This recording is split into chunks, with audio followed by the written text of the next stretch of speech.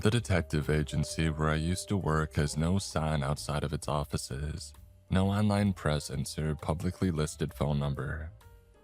Its client list is exclusive, wealthy, and word of mouth only. In the 2 years that I've spent employed there, no one ever buzzed at the reinforced doors without an appointment. At least, not until last Saturday. There was something disarming about how the blonde waved at the security camera and held her designer bag with both hands while she waited for me to open the door. The clients that I was used to were corporate and political elites who saw me as a disappointing dollar value on their way to something better.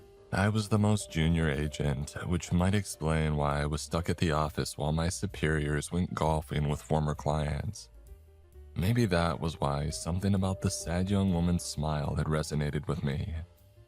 And by the time that she had sat down at my desk, the biometric security system had already worked up a profile that had told me the value of her wardrobe, the likelihood that she was armed or mentally unstable, and of course, her identity. Even before the information flashed across my screen, however, I thought she looked familiar. She was Rosha Goldham, the recent widow of construction mogul Isaac Goldham. Isaac had been gunned down after hours at one of his work sites just over a week ago. "Before you ask," the blonde began, "I've already told all of this to the police. I can't blame them for not believing me. I can hardly believe it myself." I tried not to think about the 35-year age gap between Rosha and her deceased husband, or the fact that her shoes alone were worth more than what I made in a month. At the agency, we were paid on commission. If I could land Rosha Goldham as a client, I would finally be making the kind of money and connections that it took to succeed in this business. I did my best to look sympathetic as I leaned across my desk and asked how I could help. "I would tell you my name," the blonde said, "but you know that already, don't you? Just like how you know about what happened to my husband." I nodded. In situations like this, it was usually best to just let the client talk. "What you probably don't know," she went on, "is that Isaac wasn't alone. I followed him to the work site that night, and I saw the man who killed him." I fought to keep the surprise off my face. As far as I knew, the police didn't have any leads on the Goldham case. Rosha, meanwhile, had already launched into a description of the crime. "Oh, it might sound silly to you, detective, but I went after Isaac that night because I thought he might be cheating. I mean, where else would a multimillionaire be going on a rainy Wednesday at 2 in the morning without telling his wife? At any other time, I'm sure he would have noticed me, but something had him distracted. He parked illegally a few blocks over and squeezed through a cut in the fence like he had been doing it all his life. My heels got stuck in the mud trying to keep up with them. Have you ever been in a construction zone after hours, detective?" I shook my head.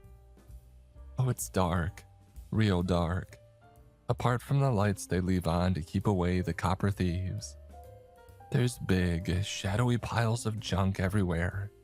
Ragged plastic that rattles in the wind.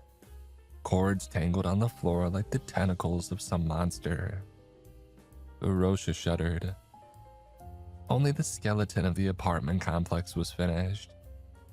Isaac went down some stairs on the side, toward where the basement was going to be, and that was as far as he got.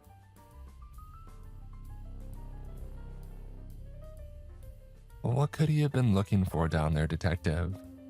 It was nothing but a bunch of bare concrete hallways and drain pipes. Rosha drew in a deep breath. "I thought the guy was a squatter at first. I mean, he had on this long coat and wide-brimmed hat, the kind that went out of style like 100 years ago. Anyway, I saw something gleam in his hand. It was the barrel of a gun. I screamed, Isaac turned, and the stranger started blasting. I've never heard anything so loud. And in the light of the gunfire, I saw him. He was so pale that I could see the veins beneath his skin. His teeth looked longer than they should have been, like his gums had rotted away or something, and his face was. The young widow buried her face in her hands. I got some hot tea from the coffee stand and I placed it in front of her. She wrapped her hands around the mug but didn't drink. "Oh, I'm sorry," Rosha sobbed. "After the shooting finally stopped, the stranger lifted a grate and climbed down a ladder. The police told me that it leads into the drainage tunnels." Rosha took the tissue that I offered her, blew her nose, and then suddenly looked up at me with fierce, tearful blue eyes. "You know what people are saying, right? A young widow, a big fortune, an unsolved murder. It doesn't matter what any jury decides. If this ends here, I'm going to be a pariah for the rest of my life." So it wasn't about justice. It was about her. I couldn't say that I was surprised. But if Rosha Goldham wanted to pay me several $100 an hour to go stomping through the sewers in search of a pale boogeyman in a trench coat, who was I to argue? I took down a few more details and promised to contact her as soon as I had something. My next call was to Mickey Falstaff at the records office. I don't know what my superiors had on Mickey, but he could get us any documents that we needed from the local government, without the red tape. I told him that I needed some maps of the sewer system. When he asked what for, I laughed and told him that I was hunting a ghost. For some reason, Mickey didn't seem to think that that was funny. He promised to send over the plans that I had requested, but he cautioned me to compare them to the past decades' missing persons reports before I did anything else. There was a significant overlap. I mean, of course there was. The drainage tunnel access points were likely to be in rough neighborhoods and isolated areas. Exactly the sorts of places where people were likely to disappear. It was so obvious that I wondered just what the hell Mickey had meant by that ominous warning of his.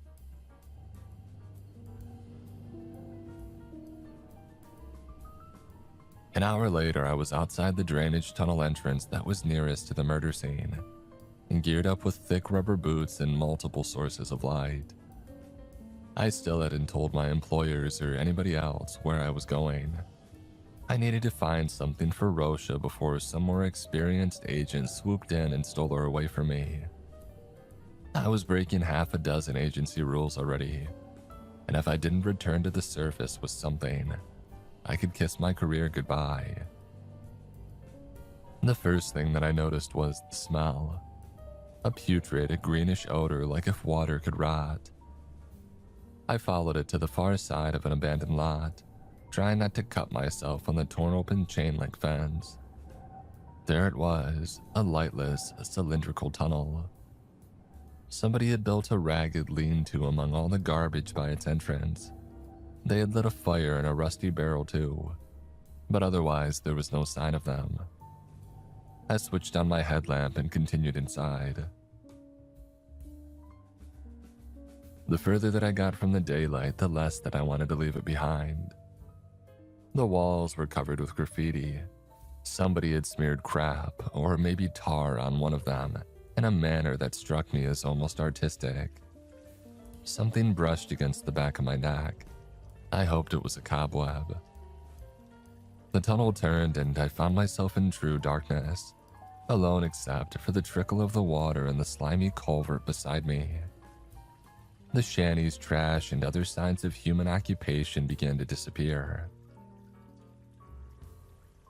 The tunnel connected with another larger gallery where water poured from pipes into a sinister black pool below.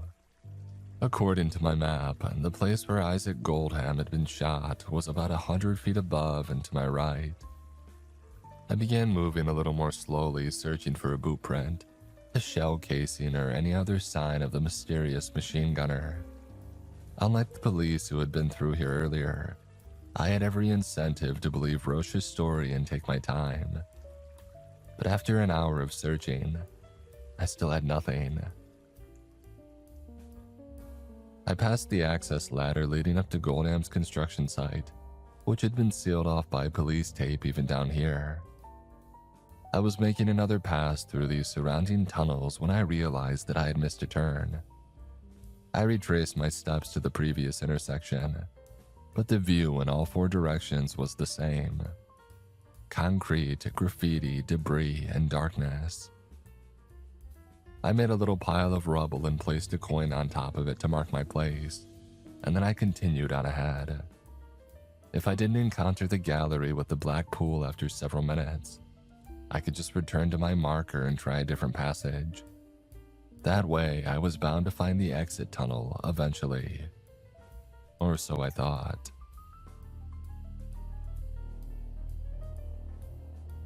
After 5 minutes of walking, there was no end to the first passage in sight. I turned back to try the second, but I never found my marker. As impossible as it was to believe, the shiny penny that I had placed there had somehow vanished. Who could it have been? One of the vagrants who inhabited these tunnels. A rat.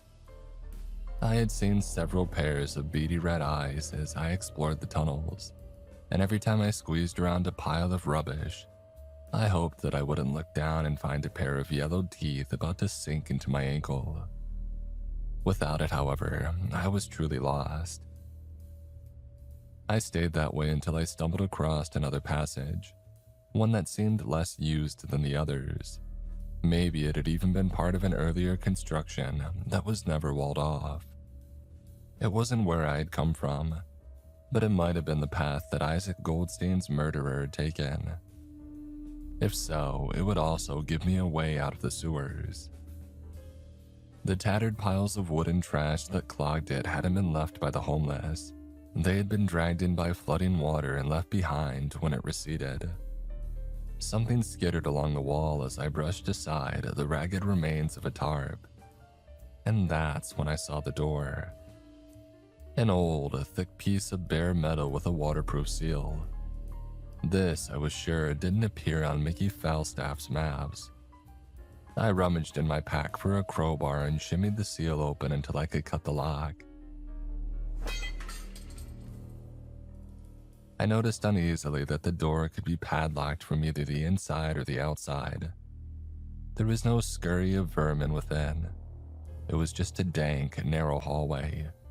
But at its end was a white, panel-frame door, like something out of an old-fashioned house.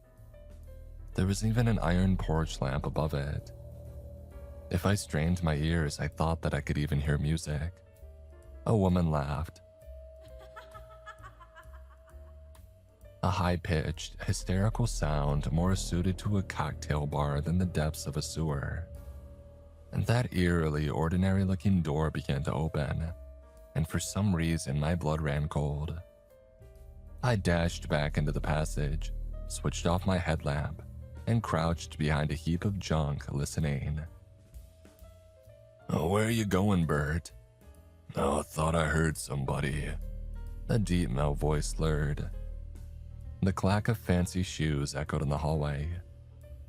I caught a whiff of old-fashioned cologne, cigar smoke, whiskey, and gun oil. I held my breath. "Oh, there's nothing out there but the rats," another man yelled. "So you'll fit right in." There was another peal of laughter. Then came a clatter of clanging metal and a grunt of surprise. Bert had found the lock that I had cut. "What the hell?" he mumbled. I bit down a scream as something with a lot of legs crawled across my hand. "I know you're here, jackass," Bert shouted into the tunnel. "If you come out right now and don't make me go looking for you, maybe we can be friends. If not..." He trailed off and stepped out into the passage. Despite not having any source of light apart from the cracked open door behind him, the stranger navigated through the tangled junk with ease. An impossible thought occurred to me. He could see in the dark. If that was true, he would find me as soon as he turned around. I did some quick mental math, calculating the distance to the nearest bend in the tunnel, and then I made a run for it. The man called Bert spun immediately. The boom of his automatic rifle was deafening. "Oh, don't go," he he shouted. "The fun's just getting started."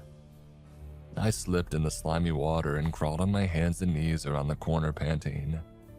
Through the painful ringing in my ears, I could barely hear my pursuer's footsteps, slow, deliberate, like he had all the time in the world. And in a sense, he did. I was going to die here, I realized, gunned down in a sewer by some psycho with a machine gun. Still, I didn't have to make it easy for him. And gritting my teeth against the pain, I got to my feet and ran blindly ahead. Feeling my way along the wall for the next passage, my shin bashed against the corner of a discarded bathtub. Spiders scrambled angrily across my face as I crashed through the tattered remains of a shower curtain that had gotten tangled up in the pipes overhead. More ear-splitting gunshots lit the tunnel ahead. I had almost made it to the next intersection. The remains of a tin can exploded near my feet. Bert wolf whistled at me. He was enjoying this, I realized. Maybe he was even missing on purpose, trying to see how far he could run me before I collapsed from exhaustion. He was playing with me like some sick-minded kid torturing a bug. But the longer that I stayed alive, the greater my chances of escape would be. I faced my headlamp backward, switched it on, and was rewarded by an angry snarl as the bright beam spoiled my pursuer's night vision. I caught a glimpse of a bulky silhouette, similar to Roche's description. Fedora, pinstripe suit, a horribly pale face with dark, tiny eyes. Bert's curses were drowned out by another burst of gunfire. He had missed again, but instinct told me that my little trick had taken the joy out of the game for him. Now he was shooting to kill. I took a left and then another. I spotted daylight coming from a shoulder-wide pipe in the wall and I scrambled into it. I squeezed through until I saw an ordinary sewer grate up ahead. As I jumped up to pull myself out into the street, I took a final look back down the pipe. Although I couldn't be sure, I thought that I saw the reflection of daylight on a pair of shiny shoes.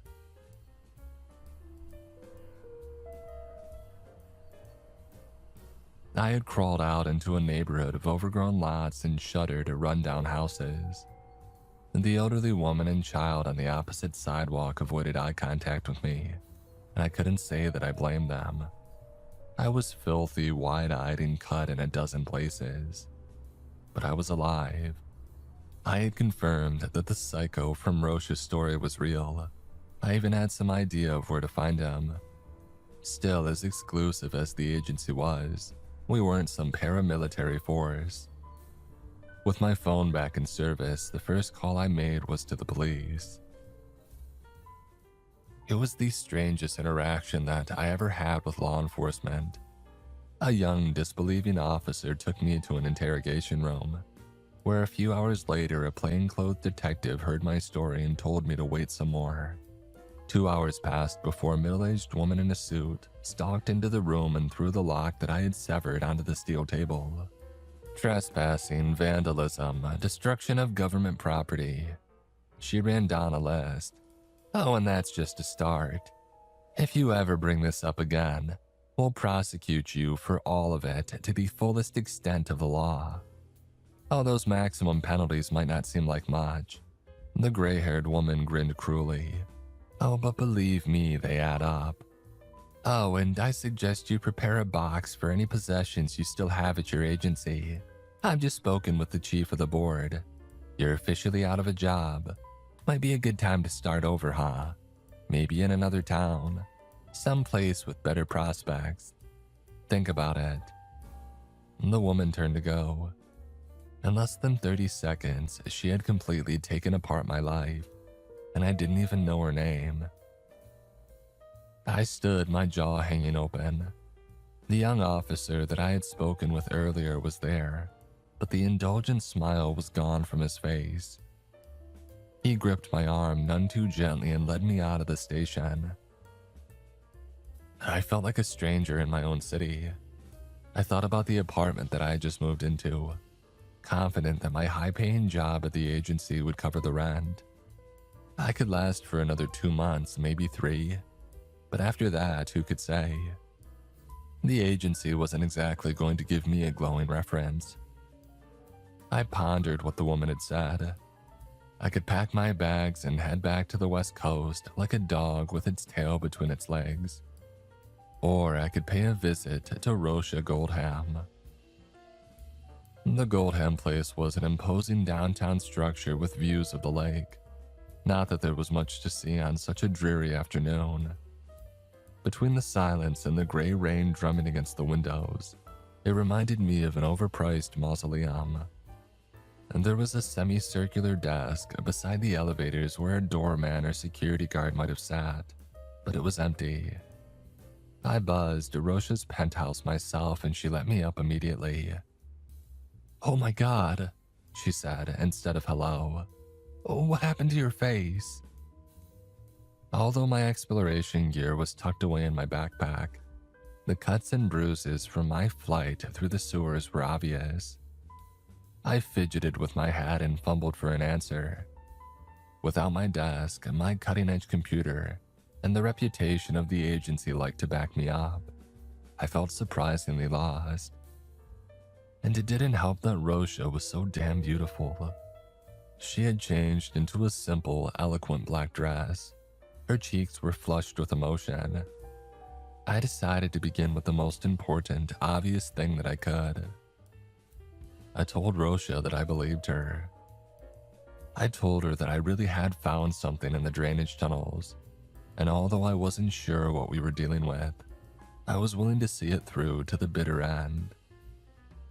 Her result wasn't what I had expected. She pushed away from the ultra-chic couch that she had been leaning on, crossed the room and threw her arms around me. Her lips brushed against my ear as she spoke. "He's in the closet, aiming at both of us. He told me that he would kill me if I didn't invite you up. I'm sorry." My eyes darted over Rosha's shoulder to the lightless, cracked open hall closet. A polished black shoe nudged open the door. I knew the rhythm of those footsteps, and now to my horror, I could see the rest of the stranger clearly. Beneath the harsh lights of Rosha's apartment, his skin seemed almost transparent. The hole where his nose used to be made his face appear skull-like. There was nothing weak or sickly about his eyes. However, their oversized black pupils sparkled with cruel intelligence. He wasn't a monster. He was a man just like me. And somehow that made it worse. "A long time no see, buddy," he sneered. The recession of his purplish gums made his teeth appear to be nearly twice the normal length. "Walk." He waved a revolver in our direction, and then tucked it into the pocket of his overcoat. If either of us tried to shout a warning, the other would be dead before anyone could help. And we were marched back through the lobby and out into the rain. I thought I knew now why the security guard's chair had been empty. The pale stranger led us to a back alley manhole cover and gestured at me to lift it. Everything that I had ever heard about kidnappers, murderers, and second locations flashed through my head. But I knew from experience that we would both be gunned down right here if I didn't cooperate. For the second time that day, I climbed down into the drainage tunnels. The stranger handed Rosha a clunky old-fashioned flashlight and ordered her to go after me. He dropped down behind us with feline grace. "Walk," he repeated. Rosha and I did as we were told. Apart from the distant noise of rushing water, there was nothing to mark the passage of time. It felt like forever before we had arrived at another one of those rusted, slab-like metal doors. The stranger tossed me a key and told me to open the padlock. An unsettling question gnawed at me. If the pale gunman and his accomplices came from within the metal doors, Why were they sometimes padlocked from the outside? The corridor on the other side was identical to the one that I had encountered before, down to the white wood panel door and the wrought iron porch lamp. Before, it had felt eerily out of place. Now it felt like if I walked through it, I would never come out again. "Oh, just couldn't let it go, could ya?" the stranger was saying. "Just had to stick your nose in a little further, and look where it got ya. Knock 3 times, he told Rosha. Slow. She followed his instructions, and when she saw the man on the other side, she screamed. A hideous growth covered half of his face, swelling shut his right eye, but I had no doubt that he could see well enough to use the machine gun that he was holding. A shiver ran through me. Who the hell were these disfigured men, and why were they dressed like they had walked out of the 1930s? "Bert," the disfigured man smiled with empty gums. "Oh, look what the cat dragged in. The boss is gonna be pleased, especially with her." He made a noise that might have been a whistle as he leered at Rosha, and then, without warning, he bashed the butt of his weapon into my nose. I went down, blood spurting from it. "Puh," Bert grunted. "Can't even stand a little love tap." He kicked my ribs with the tip of one of his polished shoes. "Now you see why we've got the red carpet." He wasn't kidding. The stuff might have been fancy at one time, but years of dampness and overuse had taken their toll. With its unevenness and dark patches, the maroon floor looked like a roughening sea of blood. There was particle board and wallpaper on the walls, although it too was peeling away in ragged yellow straps. Something seemed off about the antique brass lamps. It took me a moment to realize that they were lit by gas. 100 years ago, this place would have been the lap of luxury, but now it looked like a badly cared for antique shop. Another kick connected with my kidney, and I decided to keep my comments about the decor to myself. "Walk," Bert snarled. "Or better yet, crawl." He hung his fedora beside several others at the door and ran his fingers through his scabbed, greasy, half-fallen-out hair.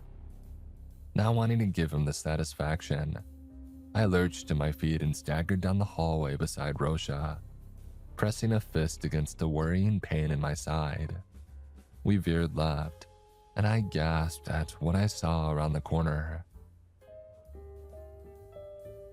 It was a ballroom complete with chandeliers, a bandstand, and a grand staircase. Several girls in barely their dresses lounged against the bar, fear and resignation in their sunken eyes.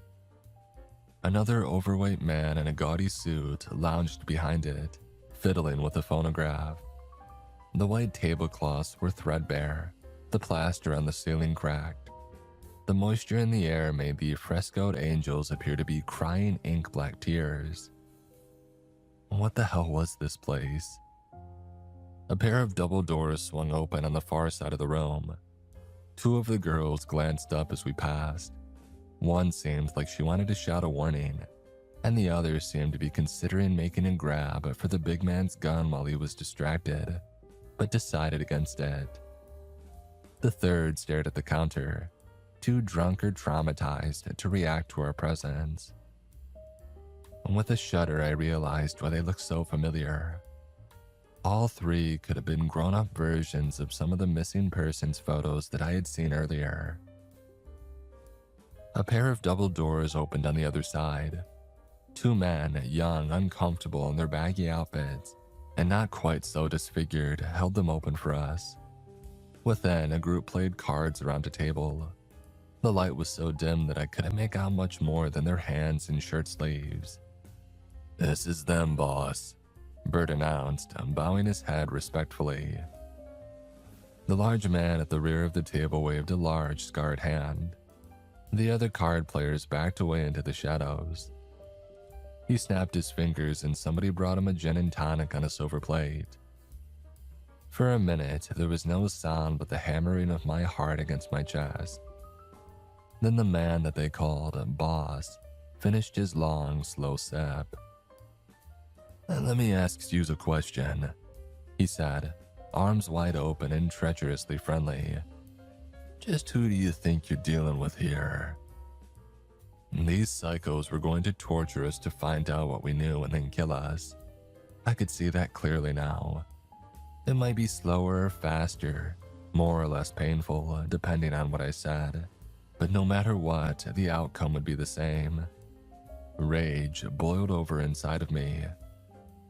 "A bunch of freaks in cheap suits," I snapped. "You're something out of a bad gangster movie." Bert moved to hit me, but the boss held up a hand. "Oh, a gangster movie, huh?" he mocked. "You've ever heard of somebody called Alphonse Capone?" I glared. Chicago's most famous crime boss had been dead for nearly a century, but just about everybody in the city knew his name. "Okay, I'll take that as a yes. Let me ask you another question. You really think a guy like that with all those millions would just let himself get locked up behind bars? There have always been lookalikes willing to go to prison to protect their families, and there have been tunnels in this city since the 1860s. "So what?" I snorted. "You want me to believe that you're Al Capone?" "His great-grandson, actually. And if you're asking yourself why we're allowed to go on doing business down here, just look at what happened to Mr. Isaac Goldham, murdered by a guy with no fingerprints, no birth certificate, and absolute loyalty to me. How many others do you think we've washed over the years? Why get rid of us when we can be so useful to the powers that be?" "And the disappearances," I challenged. "Well, I mean, we gotta repopulate somehow, right?" The boss laughed. "Our connections up top take care of the rest. They keep us in good food and good liquor, even send down medicine to keep us from getting any, sicker. And in return, we do what we do best." I thought about the weird facial sores, the rotted off limbs and skin that never saw sunlight. Hadn't the real Al Capone died of syphilis? Regardless of whether there was any truth to what this psychopath was saying, the symptoms lined up. I was no doctor, but even I knew that the horrible mutations that I had seen down here could be prevented if treatment happened early enough. But did the boss and his goons know that? If somebody up above wanted to control and use these twisted underground hitmen, then making them medically dependent would be a perfect strategy. "Oh, it's been nice talking to you. We don't get many visitors down here, you know," the boss commented. "And besides, there's something, I don't know, refreshing about spilling your guts to some stranger. Confession's good for the soul, they say. And while they've got plenty of ladies and liquor down here, we ain't got no priest. They take their secrets to the grave, you know. And you will too." The boss leaned forward and grinned. From the top of his nose to the bottom of his chin, the center of his face was a single gruesome, weeping sore from which his teeth stuck out at jagged angles, like bent tombstones. He snapped his fingers again and strong hands closed around Rosha and I, pulling us apart. I fought to hang on to her, but somebody punched me in the stomach.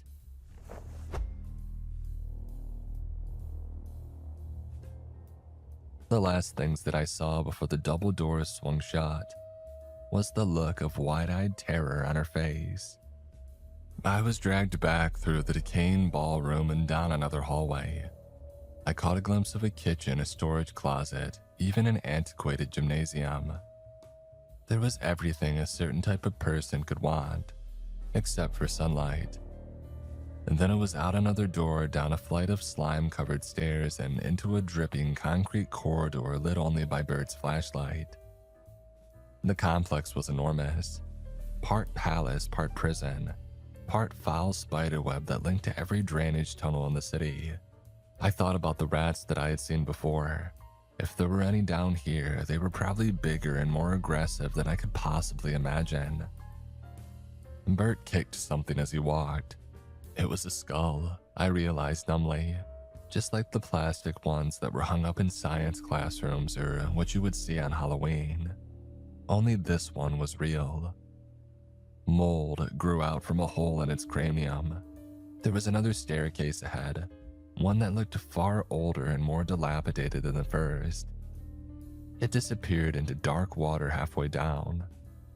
No matter what, I told myself I wasn't going to go down those steps. Bert set down the flashlight. A gesture passed between him and the other goon restraining me.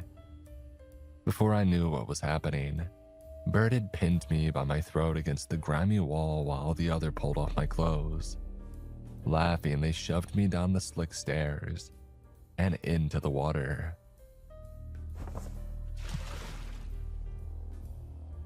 I'll never forget that feeling. It was oily, cluttered with offal and grease, and freezing cold. I stepped gingerly, knowing that one bent nail or jagged piece of glass would foil any chance that I had of escape. A rusty steel grate clanged shut behind me. Was this a prison, a torture pit? What the hell had been the point of dumping me down here without even a stitch of clothing? The beam of the flashlight grew further away. I realized with horror that they were going to leave me here, in the pitch blackness and chilling, scummy water. Even Bert's presence was better than that. I shouted after them, but they were already gone. It was the deepest darkness that I had ever known. Something splashed into the water. I wished that I had looked in the opposite direction, that I had gotten some idea of the way ahead while I could. Because now all that I could do was feel my way blindly along the stone. And there was light up ahead, the same dim, eerie gaslight that illuminated the whole complex. I didn't want to move toward it, but waiting in the foul water was even worse. The slow sloshing of my footsteps felt like some kind of countdown. I didn't understand what the round space was until another grate clanged down behind me. I was in a pit about 30 feet across, constructed of slick, rough brick. Shadowy figures looked down on me. I could hear chatter and the clinking of glasses above. As my eyes adjusted to the light, I realized that the space above had the same gaudy style as the ballroom that we had been marched through before. The faces watching were also familiar. I recognized Bert, the boss, several of the other gangsters and their victims, as well as Rosha. At some point, she had been forced to change into one of the same sheer flapper dresses that the other girls wore, complete with a feathered headband. A red velvet rope lowered into the pit. A shirtless figure scrambled down it. He had the same sores and wide, light-deprived pupils as the others, but he was barely more than a teenager. My stomach turned at the thought that kids grew up down here, surrounded by decadence, decay, and violence. They became the next generation of killers. And that was why I hadn't been gunned down on sight. They had been saving me, I realized, to serve in this boy's initiation ritual. He spat, flexed, and cracked his neck. Somebody tossed a pair of switchblades into the ankle-deep water. "Time for your first blood, Joey." The boss's voice rumbled down from on high. "Show us his guts in you," he said to me. "If you win, you and your girl can walk out of here. No strings attached. How's that for a deal?" As an answer, I stooped, snatched the knife, and held it at the ready. The boy kicked his up and caught it with a flourish. He puffed his chest out at me, trying to look intimidating, but the uncertainty in his eyes was obvious. His muscular build had made him look older than he was. Now that we were face to face, I was sure that he couldn't have been more than 14 years old. Now, I was no Navy SEAL, but the agency didn't hire anyone who couldn't handle themselves in a fight. The kid lunged, but he didn't overextend. Somebody had trained him well. He kicked water at my face before his next cut, but the motion threw him off balance. I dived in and shoulder tackled him while he still had one hand in the air, The boy tried to stab downward into my shoulder, but the blade fell from his hands and clattered away. The room echoed with boos and cheers. I lifted my knife on high and the boy cringed. I hesitated, and that was all the advantage that he needed. He elbowed the side of my head and rolled me. He pinned my wrist, bashing it again and again into the ground until I let go of my only weapon. His strong, bone-white fingers gripped my throat.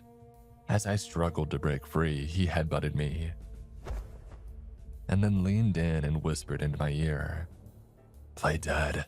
Even if you win, they'll shoot you anyway." It sounded much less like a lie than what the boss had told me. The boy pretended to strangle me and I played along. My nose was already bleeding, and the blood in the water made the lie look more real than it might have otherwise. "Oh, that was quick," Bert complained. From where I floated with my eyes shut tight, I could hear the clunking of his enormous antique gun. "Oh, say boss, how about I light him up a little bit? That guy had me running all over the city." "Save it," the boss cut in. "I need you to go take out this law student up by Devon Avenue. She's been asking some ugly questions about where the public works money goes." Still grumbling, Bert lumbered off. "That was some fast thinking, Joey. I was afraid that he had you for a minute." The boy's footsteps splashed as he walked to the pit wall and scrambled back up the velvet rope. Rosha was crying. "Flush him," the boss sighed. Another grate screeched open. Water flooded into the pit, lifting me up and carrying me along with it. I was swept down a second filthy passage. Clumps of algae, discarded cans, and worse things brushed against me as I passed. The light at the end of the tunnel was getting further and further away. I clenched my teeth to keep from crying out as I bumped against a pile of something jagged. I couldn't see what this stuff was, but it was everywhere, piled so thick and tall that water could barely slip through. As something brushed against my bare foot, I reached out and gripped it, afraid that it was some kind of horrible underground creature. But it was only the leg of the pants that I had been wearing earlier. The rest of my possessions followed behind. They had been disposed of right along with me, and among them was my waterproof headlamp. I switched it on and finally realized what the water had pressed me up against. Human bones, an entire wall of them, clotted with the ragged remnants of clothes and belongings. Although some were adult, the majority were the malformed remains of those younger. The unwanted, I suppose, of the human monsters upstairs. At the top of the hideous mound, there was another grate. I climbed hand over hand, trying not to think about what supported me, or how long it would be able to hold my weight. The grate above was locked, of course it was. I had avoided a quick death by gunfire only to earn a longer, far more terrible one of starvation in the dark. There was another splash in the water down below, similar to the one that I had heard earlier. I angled my headlamp down. Half a dozen blind, red eyes stared back at me. Maybe my death wasn't as far away as I had thought.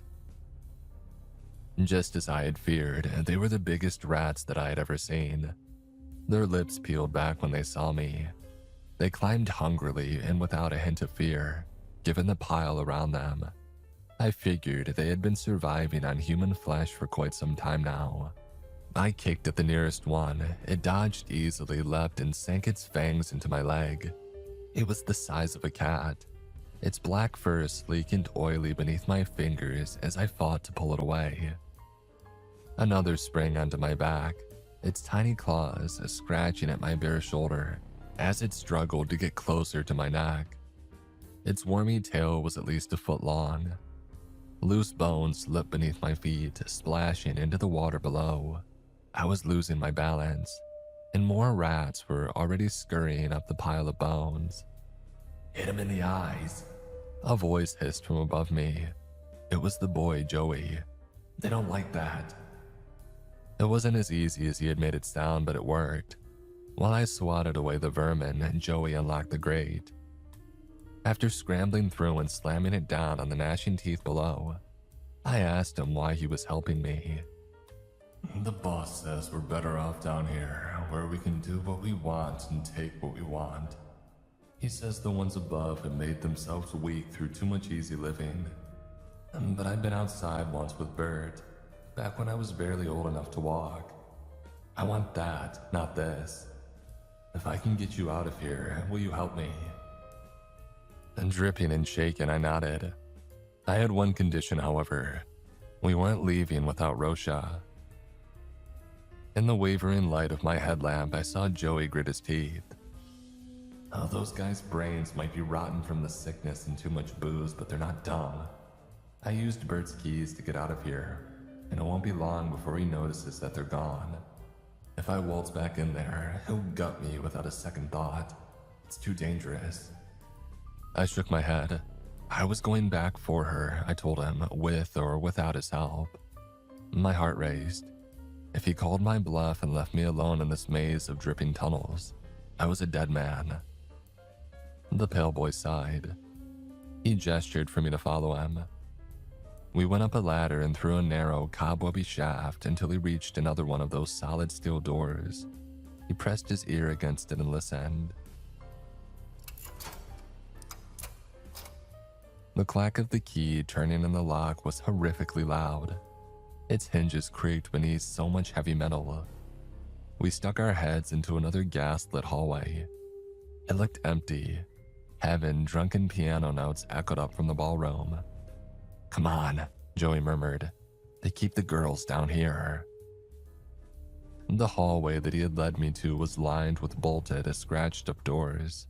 Somebody was weeping inside one of them. My ma was locked up in one of these rooms almost all her life, Joey was saying.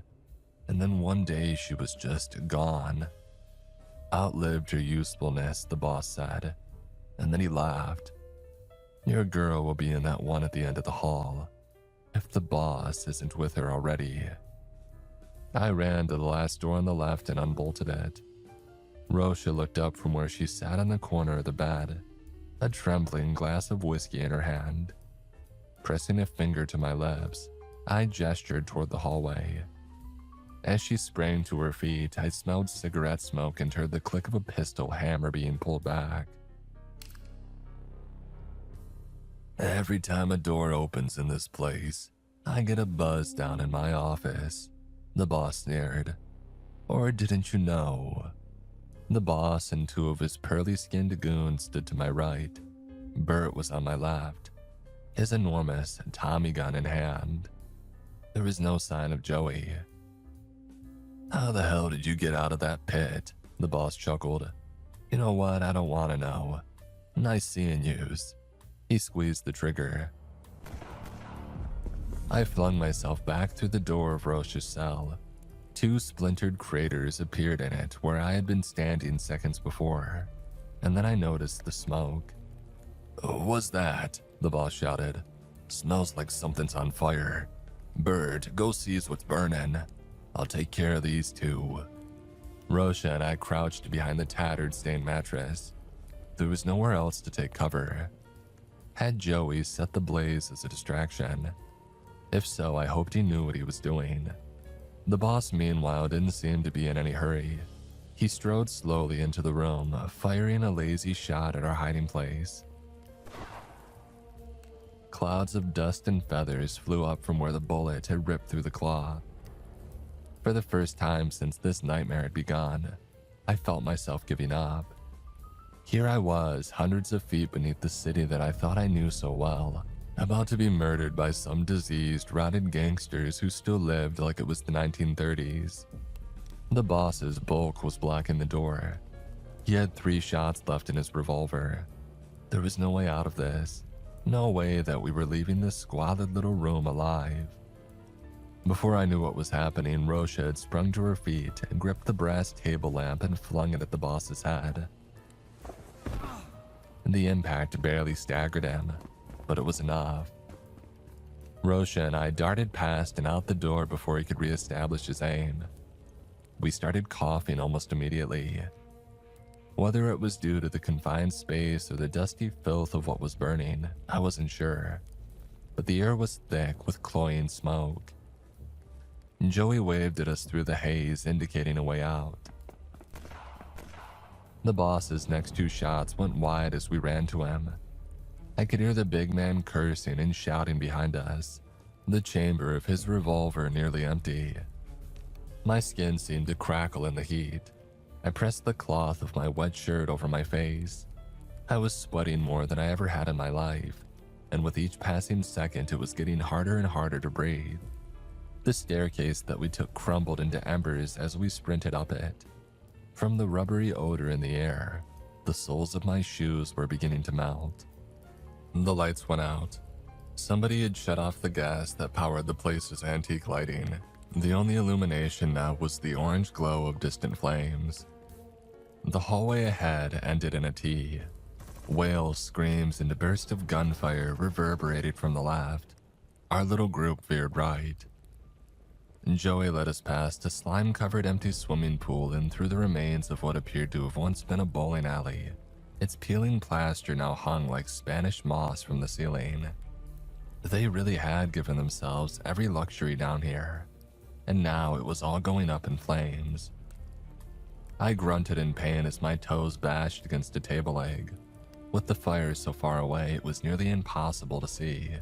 And then Joey opened a door and the fire roared in. The boy sprung back with a scream. I could sense him beginning to panic.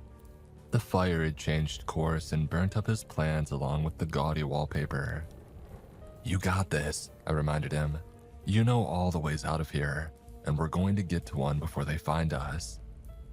Joey looked at the wickedly curling flames in front of us and nodded. He didn't look convinced. We doubled back, and although we hadn't seen or heard anyone, I found myself still scanning the dark corners for Bert. The hallway where we had heard the gunfire was now suspiciously empty. As we crept down it, I knew that I would feel this hellish heat and see this awful orange glow in my nightmares until the day that I died. The smoke grew thicker every second until at last, we were in front of a thick metal door. The same one that we had come in through, I realized. Joey's fingers shook as he fiddled with the keys. "It's not working," he coughed. "Birdie must have changed the locks." The fire was here now, creeping around the corner like a living thing. "Give me those." Rosha grunted through the cloth that she held over her face. The padlock gave in on her second try. Joey must have been too tense to realize that he had been using the wrong key, but it didn't matter now. We rushed out into the damp but cool air of the drainage tunnels, and didn't wait around to see if anyone followed. I switched on my headlamp and did my best to decipher a route back to the surface. "Do you think they escaped through one of the other exits?" Rosha asked. Joey shrugged. "I don't know. The boss and the rest of them can burn for all I care. To think that I used to look up to them, that I wanted to be like them." The boy trailed off sickened. I tried to slow my heaving breaths, swept the beam of my headlamp from side to side, and I listened for footsteps that never came.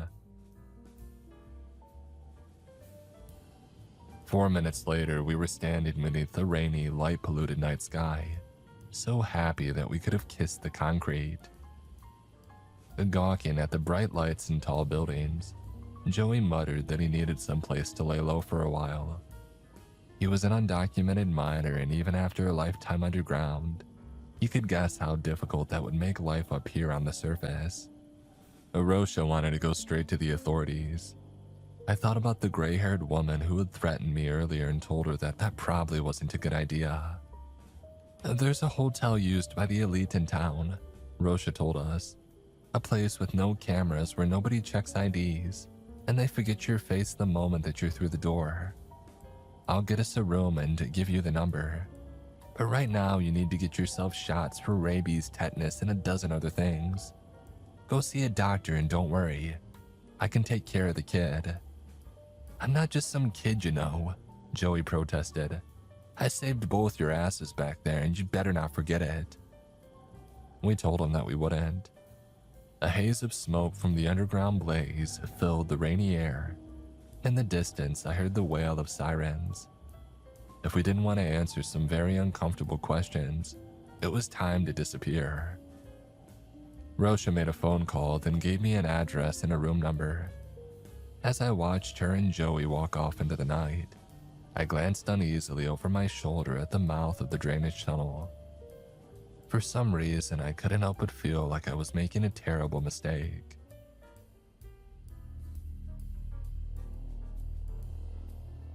There was a heap of old magazines and newspapers in the lobby of the dingy 24-hour clinic that I had visited, and a few of them contained articles about Isaac Goldham's murder. A multimillionaire, a real estate developer. He had gotten into a dispute with the local government over his next build site, and while the official causes were blurry, I knew the true reason. The structure was going to be built right on top of the complex that Rosha and I had escaped from. There was a possibility that the construction would have brought to light the horror beneath our feet. I thought about all the whistleblowers and reformers who had died in this city under mysterious circumstances, and I felt a shiver run up my spine. How many of them had seen the same sight in their final moments? A man with pearly white skin and a half-rotten face, flexing a knife, a garrote, or automatic weapon in his gloved hands. A living ghost who couldn't be traced. The perfect assassin for those in power. With my doctor visit complete, I hurried to the hotel address. Just as Rosha had said, it was clearly a high-end place, but I never would have guessed its function from the outside. The desk clerk didn't look up when I crossed the lobby. My heart raced while I waited for the elevator to reach the 4th floor. I hadn't realized how much in a single day these people had come to mean to me. Maybe right now Rosha was drying her hair after showering off the filth of such a nightmarish day. Maybe the kid Joey was sitting transfixed in front of the color television. 414, that was their room number. But as the elevator doors opened, I realized that its door was standing open. There's no need to describe what I found on the other side. It was easy enough to imagine. A hotel for the elites, Rosha had said. And maybe the desk worker was more observant than he had appeared. Maybe the employers of those psychos had told their contacts to keep an eye out for a slim blonde woman and a buff, pale teenager. Maybe just as the woman in the police station had warned, no place in this city was safe for someone who knew what I knew. I could have chosen to stay and fight, but I didn't. The names involved are made up, but now, decades later, even the real ones have probably been forgotten. I retreated to the West Coast into calmer line of work, but I never forgot those 2 insane days. I never overcame the fear that one day the closet door will creak open and I'll find myself looking up at one of the boss's descendants, his mouth stretched wide in a syphilis grin.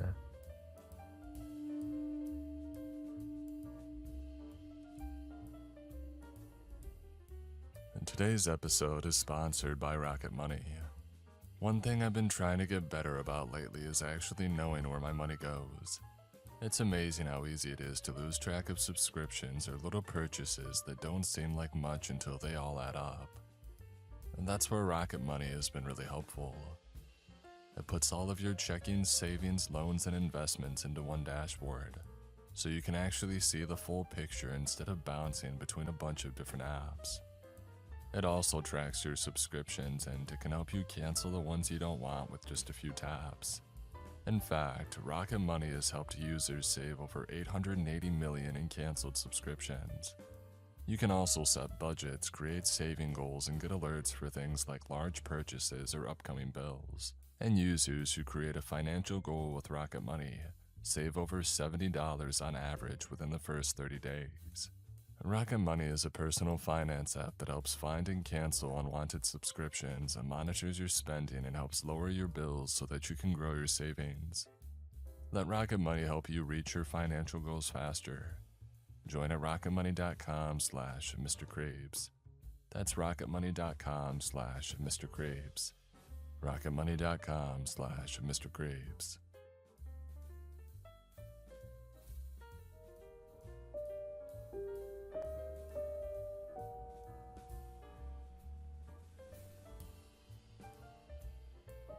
What exactly are we looking for, Captain? The question was asked by Company First Sergeant Jacobs as we marched through a forest deep in southern Germany. Looking up from the map that I was holding, I stared at Jacobs and I shook my head before looking back down at the map. Jacobs must have assumed it meant that I wasn't at liberty to tell him and simply walked away to do other duties. However, truth be told, I didn't know the answer either. The night before at the battalion command post, the old man had told me that I was to take my company and sweep the area for German forces. For the past few days, aerial reconnaissance noted large numbers of enemy trucks driving along uncharted roads in this sector, and so High Command wanted to find out where they were heading to. The forest had no major population centers or positions of known strategic importance, so it seemed strange to have so much activity there. Was there an operations base there, where the remnants of the German military could stockpile weapons and supplies for future resistance? Was there a POW camp or maybe one of those terrible prisoner camps being discovered all over Germany? Nobody really knew, and it was up to me and my company to find out.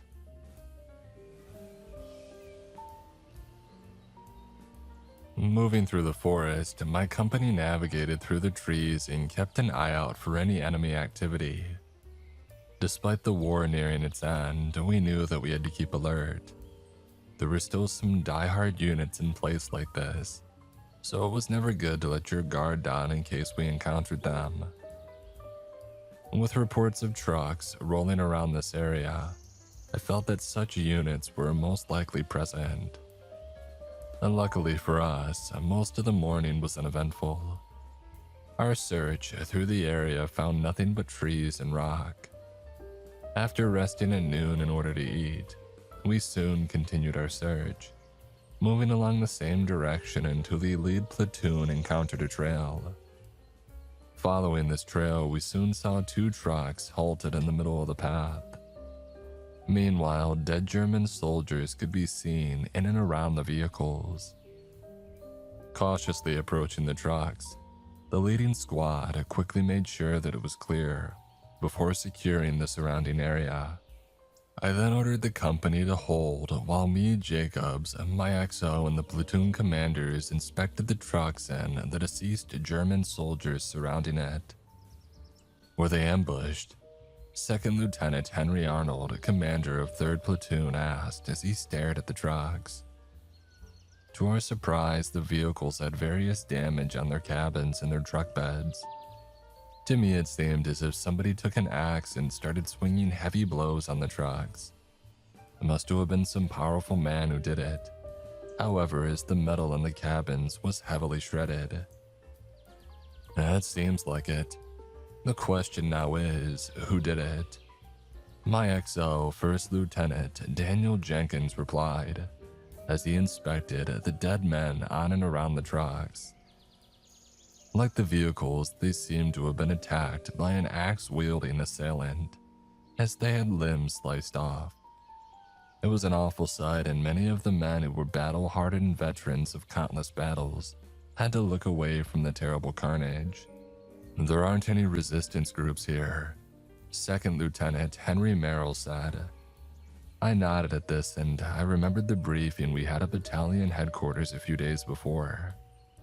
The area that we were in was deep in Germany, and the people were either loyal or too afraid to resist. Perhaps they were on their way to surrender to us and were ambushed by the die-hard forces. I saw Sergeant Jacobs shake his head at this. Oh, I doubt it, sir. Based on the direction their trucks are pointing, they would have been heading away from our lines and not towards it. Then who could have done this and why? Jenkins asked, but nobody could answer. Instead, we stared at the gruesome sight, confused and worried. Reporting what we encountered to battalion headquarters, I told them that we were unable to find out who was responsible for the destruction of the 2 German trucks and the death of its occupants.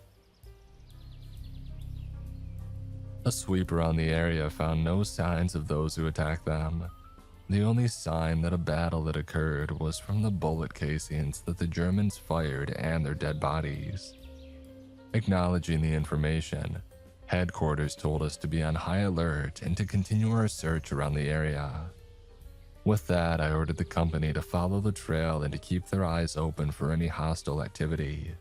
I didn't want any of my men to meet the same fate as the Germans on the trucks had.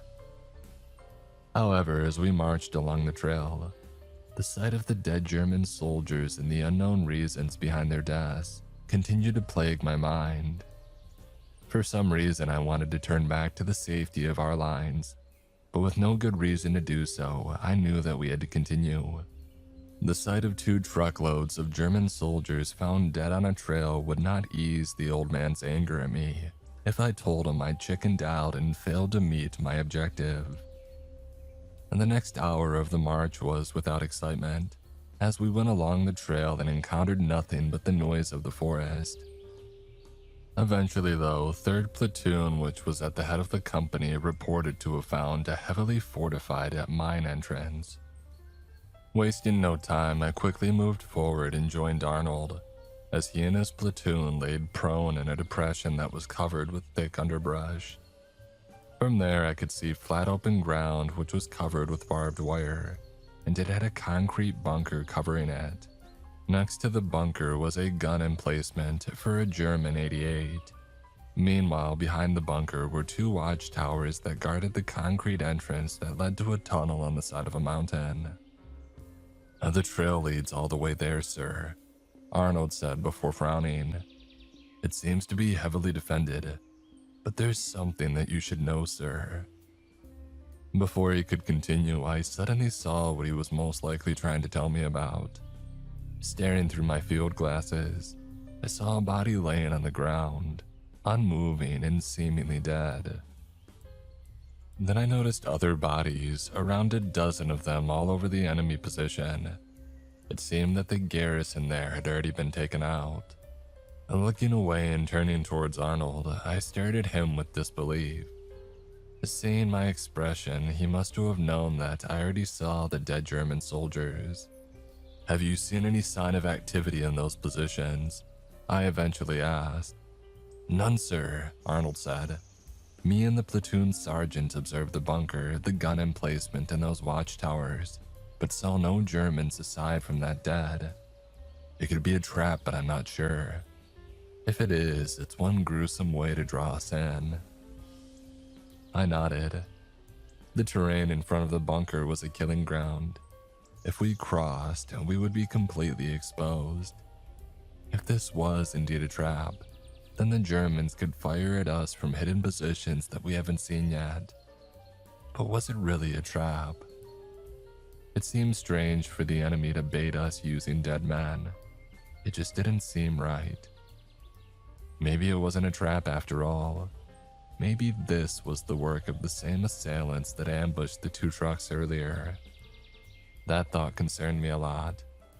If it was the work of that unknown party, why haven't they made contact with us yet? Did it mean that they were hostile to both the Germans and us? We didn't know the answer, but we had to find out. To do that, however, we had to secure the enemy position ahead of us, and with that, I prepared the company to advance. The first to go forward would be 3rd Platoon. I ordered them to move up the trail and head towards the enemy bunker. As they advanced, the rest of the company would cover them, watching both the enemy fortifications and the high ground behind it, just in case there were enemy positions there. If they encountered heavy enemy fire, they were to turn back and regroup. As it turned out, their advance was met with no resistance. Eventually, they had reached the German positions, cleared and secured it, before signaling to us that it was safe for the rest of the company to join them. Reaching the position, I immediately inspected the dead German soldiers, and I looked down with dread to see that they had similar injuries to those from the ambush trucks. Dried blood could be found everywhere, bullet cases littered the ground, and severed limbs were scattered all over the place. It was an all too familiar sight. There was no doubt in my mind that they too were attacked by the same unknown party. And the question now was, who were they, and where were they now? Radioing headquarters, I reported our position to them and told them what we found so far. In my conversation with the commander, I noticed that the old man seemed to be more interested in news of us finding a mine than the report that unknown parties had attacked and killed the German garrison that guarded its entrance. His excitement regarding the former was probably because of the treasures that German mines seemingly held. Over the past month, Allied units had been finding mines that German authorities used as storage areas. Sometimes they used them to stockpile weapons and supplies. Other times they used them to hide their spoils of war. The old man was excited to find out what we had stumbled upon. Because of that, he ordered me to inspect the mine, while he and another company from the battalion moved towards our location. He wanted the inside of the mine inspected and secured by the time that he had arrived. I would have preferred not to bring my men inside. We weren't sure who was still down that mine, and if we ended up in a fight, a battle in confined and dark areas would be a nightmare. But I had orders to follow, and I didn't want to be on the old man's bad side once he had arrived. All I could do now was hope that whoever killed the Germans out here were friendly to us, and had also eliminated any Germans inside of the mine. Leading 2nd and 3rd platoon into the mine, I left 1st platoon and the weapons platoon under the command of Jenkins outside. They were to guard the tunnel entrance in case any German forces suddenly arrived and trapped us inside. Going through the tunnel, we saw more bodies on the ground. Some of them had been stabbed and others had limbs cut off. As I observed the bodies all over the tunnel, I couldn't help but wonder if they died trying to head into the mine or trying to get out of it. Managing to reach the end of the tunnel without incident, we found a large elevator platform. Just like other parts of this place, its floor was covered with dried blood. After inspecting the elevator to make sure that it was safe, a squad with the 2nd platoon commander, 2nd Lieutenant Justin Trevor, was lowered down.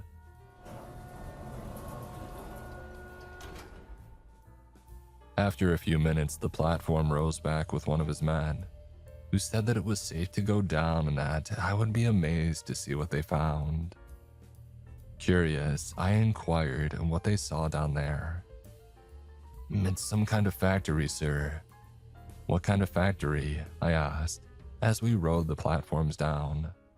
"Rockets, Captain," he said, scratching his head. "Like the ones they've been throwing at London, except they're bigger. They remind me of the time we went to New York to board the ship across the Atlantic."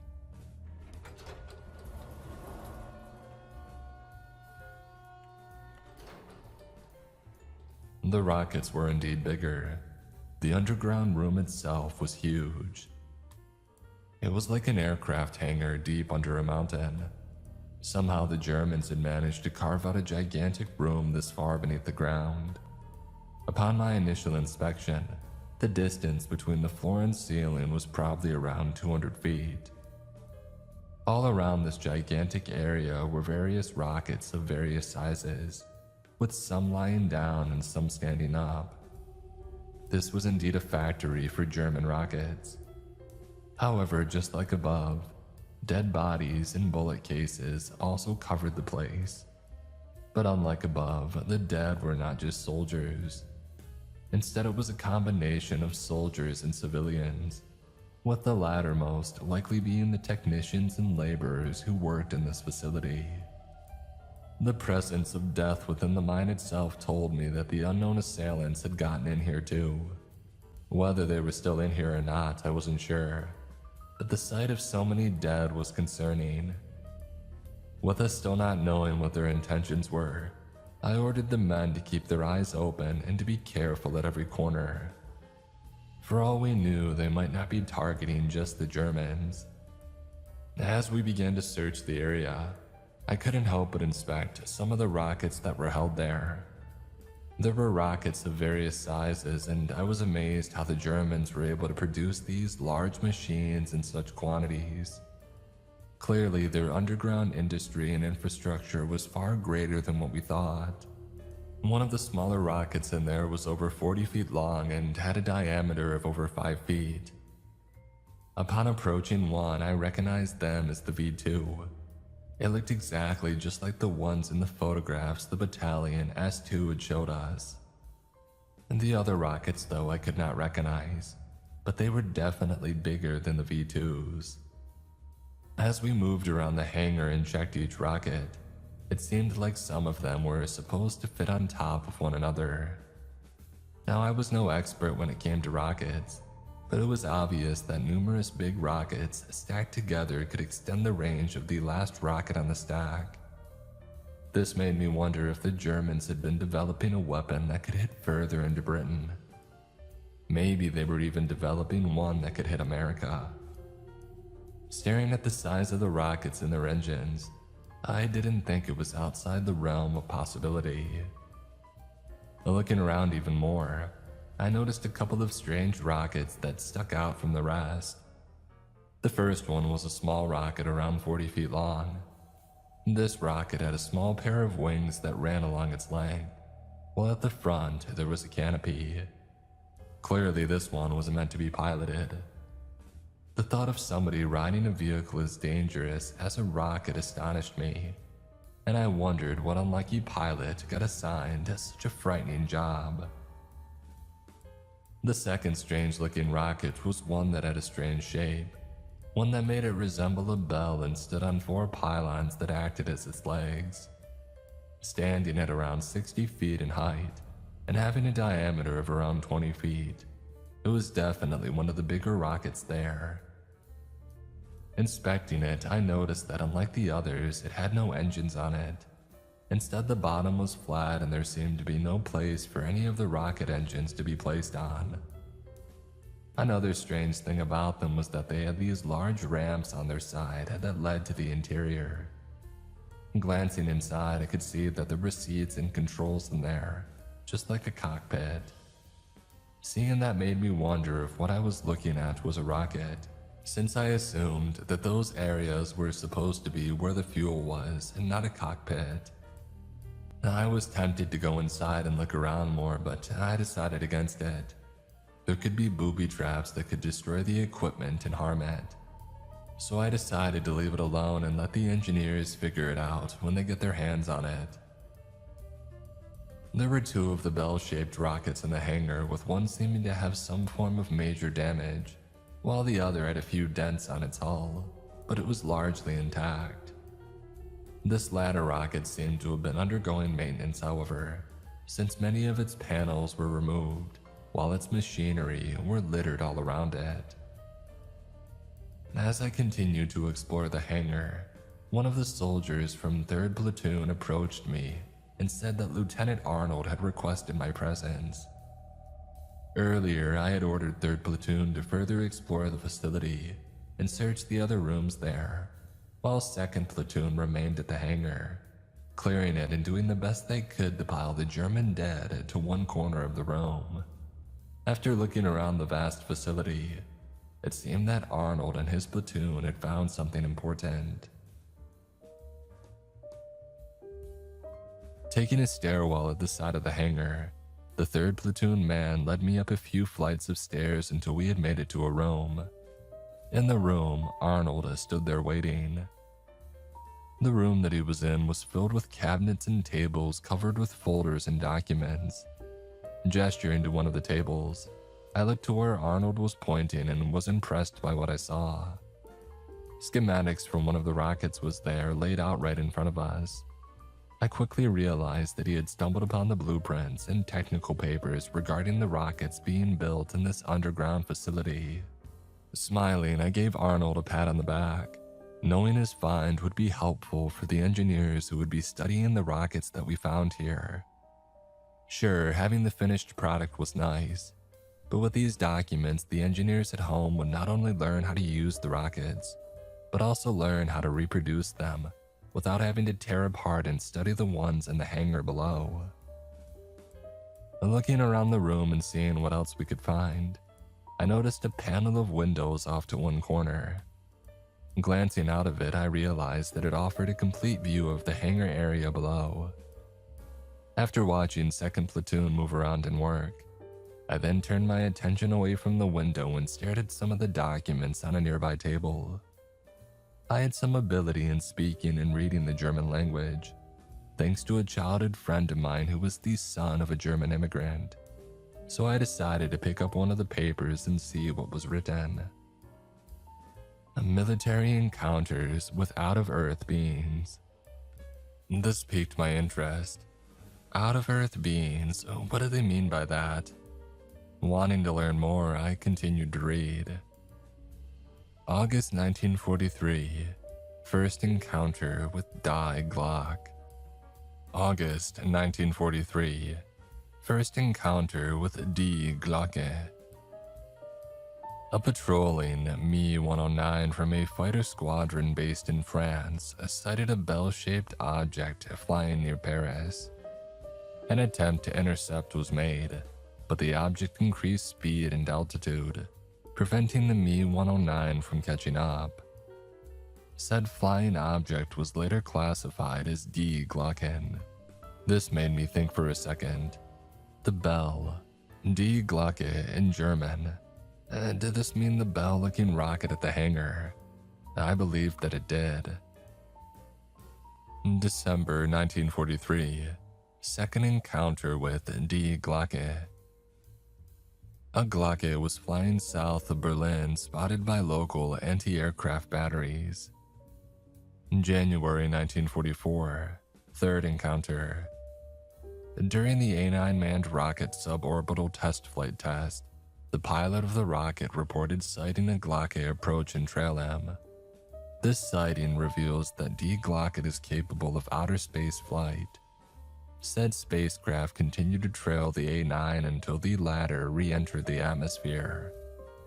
February 1944, fourth encounter with Die Glocke and the sighting of a mothership spacecraft. And during the second suborbital test flight, the test pilot reported seeing a disc-shaped spacecraft in the distance. From this object, which would later be labeled as a mothership, he sighted a Glocke exit before moving towards them. The Glocke would trail the A9 until the latter re-entered the atmosphere. March 1944, fifth encounter with Die Glocke and the destruction of an A9 manned rocket. And during the A9's first operational mission, which was to conduct photo reconnaissance of Washington, D.C., the manned rocket was intercepted by a Glocke at an altitude of 390 kilometers above the Atlantic Ocean. The pilot reported seeing a bright flash of light emitting from Die Glocken before all contact and data from the A9 was lost. It was later determined that the loss of the rocket was due to an attack from Die Glocken through an unidentified weapon. After this incident, military high command has labeled these entities in orbit above the planet as hostiles. May 1944, the sixth encounter and the shoot-down of one by a Ju-88R-1. After detecting an unidentified object flying over Nuremberg by radar facilities in the area, one Ju-88R was dispatched to intercept the flying object. The Ju located the object flying low and engaged it. After successfully scoring hits, the object crashed in the middle of the field. Ground forces would later recover the object and discover the deceased remains of out-of-Earth beings inside. The object itself would be recovered, identified as a Glocken, and taken to an underground facility for study. July 1944, Operation Jaeger. After careful preparations, military forces conducted a strike against the orbiting mothership. This task was given to the 1st Outer Space Squadron, 6 A-9 manned rockets, each armed with a single radio-guided missile, and each stacked atop their own A-10 and A-11 rockets were launched to intercept the mothership spacecraft. Upon reaching orbit, the A-9s conducted course corrections in order to approach the out-of-Earth spacecraft and get within missile range. And during the approach, a Bell exited the mothership and approached the A-9s. Through the use of a heat weapon, it managed to destroy 2 of them, before being destroyed by 2 radio-guided missiles from 2 of the 4 remaining A-9s. With 2 missiles left available, 2 A-9s pressed the attack and got within range. They fired and successfully damaged the mothership. Reports from the pilots state the damage must have been substantial, as they saw 2 of the Bells vacate the spacecraft and enter the atmosphere. One of them that evacuated the mothership was found landing in southern Germany. An infantry battalion was garrisoned in the area and quickly surrounded the Bell.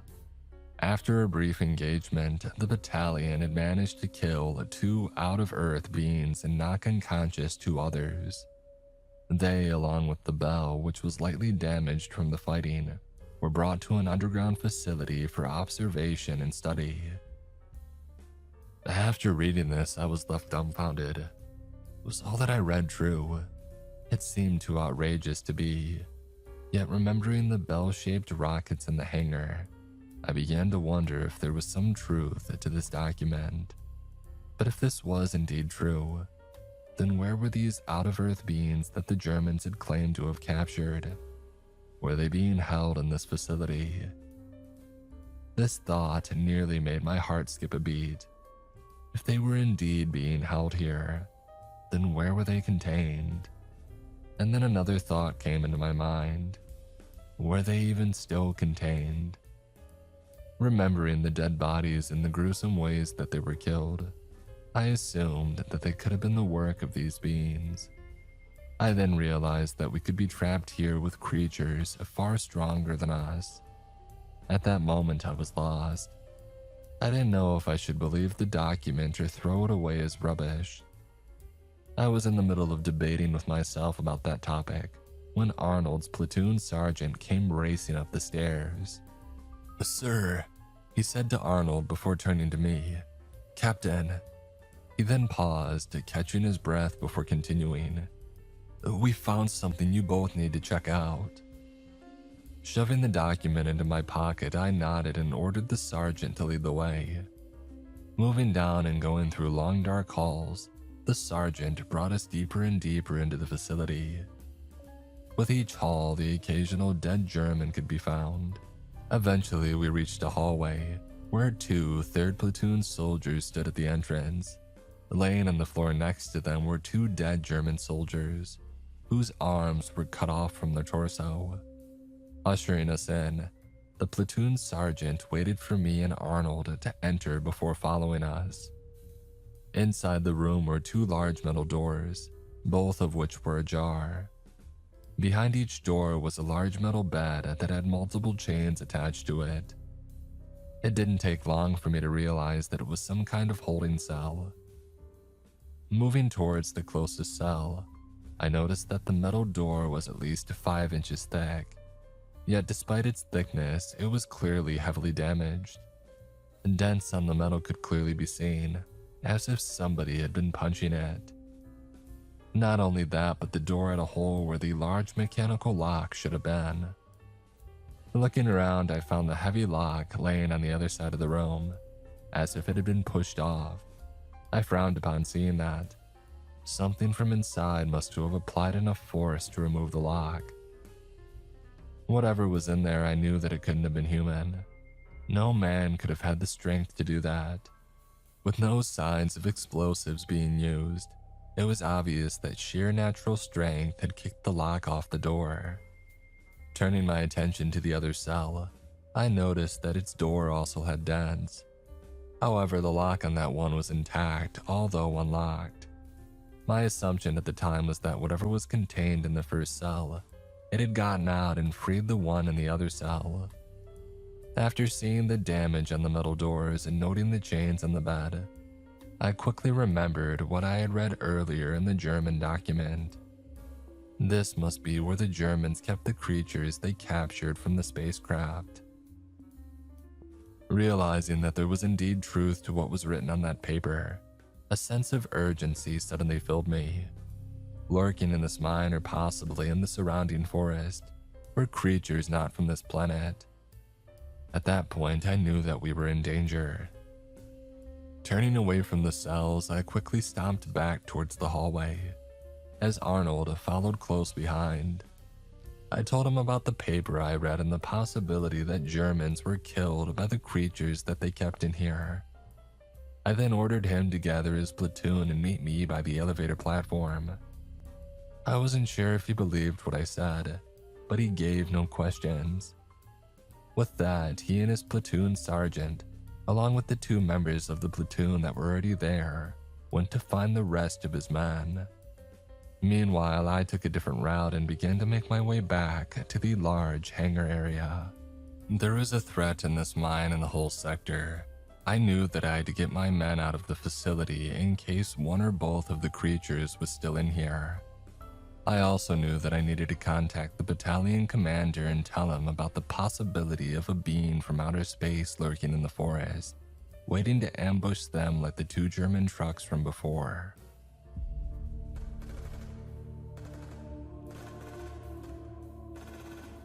As I made my way through the maze of hallways, the distinct sound of gunfire immediately halted me. It was a continuous burst, and I identified it as the sound of a Thompson submachine gun. One of my men was firing at something. Raising my rifle, I made sure that it was loaded and ready to go, and then taking a step forward, I cautiously navigated the hallways, being careful with each corner and making sure that there was nothing there to ambush me. Eventually, I began to hear voices as I neared a turn towards another hallway. Recognizing the voice, I felt some relief knowing that it came from First Sergeant Jacobs. However, the relief quickly turned into panic as I realized what he was saying. "Come on," I heard him shout. "Move faster, it's gaining on us." Rushing forward and turning the corner, I looked on to see 3 of my men heading towards my direction. A terrified expression could be seen on their faces as they ran for their lives. Behind the 3 was Sergeant Jacobs, who held his ground and fired his submachine gun at something at the other end of the hallway. Since the lighting there was dark, it was hard to tell what exactly he was trying to hit. But as he turned around to fall back, a creature that I've never seen before soon emerged from the darkness. It was strange and it was terrifying. The creature was nothing what I had expected a being from space would have looked like. I had read a couple of science fiction comics before the war, and every single time they showed creatures from other planets, they always looked human. However, what we had encountered in the facility was far from human. At first glance, the creature looked similar to a spider, a very large spider that towered over an average man. But as it got closer, I noticed that although its silhouette was similar to a spider, its features were nothing like the small creatures here on Earth. Its body was nothing but a large black eye with a glowing red pupil. It was frightening and unblinking, and I watched as it stared at Jacobs with murderous intent. Protruding from that eye were 8 legs that moved in a fluid manner that was dissimilar to the way that I knew spiders walked. It was also fast, as I saw it get closer and closer to Jacobs. Soon it looked like it would be in range to jab one of its legs at the sergeant. Remembering how many of the dead here had limbs cut off from their bodies, I feared that these creatures may have had razor-sharp legs that could easily cut through flesh and bone. Deciding to cover Jacobs as he retreated, I raised my rifle and pointed it at the creature's eye. With it standing tall, I was able to aim it at it without the risk of hitting the 4 men heading my way. Firing a few rounds at it, I managed to hit the creature. However, despite landing hits on it, the eye seemed unfazed. Instead, it took a quick glance towards me before returning its attention back on Jacobs. The eye was clearly tougher than it looked. Unable to stop it or slow it down, I looked down with horror as it closed on Jacobs and extended a leg towards him. In a swift motion, the leg stabbed him in the back and exited out of his chest. The creature then lifted the screaming Jacobs and tossed him to the side, his body impacting the wall before falling on the floor. Then, without failing to stop, the creature continued to move and started heading towards my direction. Realizing that bullets wouldn't be able to stop it, I decided against wasting ammunition on it. There was no hope fighting it. The only way to survive it was to get away. Once the 3 other men had gotten past me, I turned around and joined them. We didn't know where we were going, but we didn't care. As long as we were heading away from the creature, then we would be safe. From behind, I could hear the sound of its sharp legs tapping on the concrete floor as it trained to gain up on us.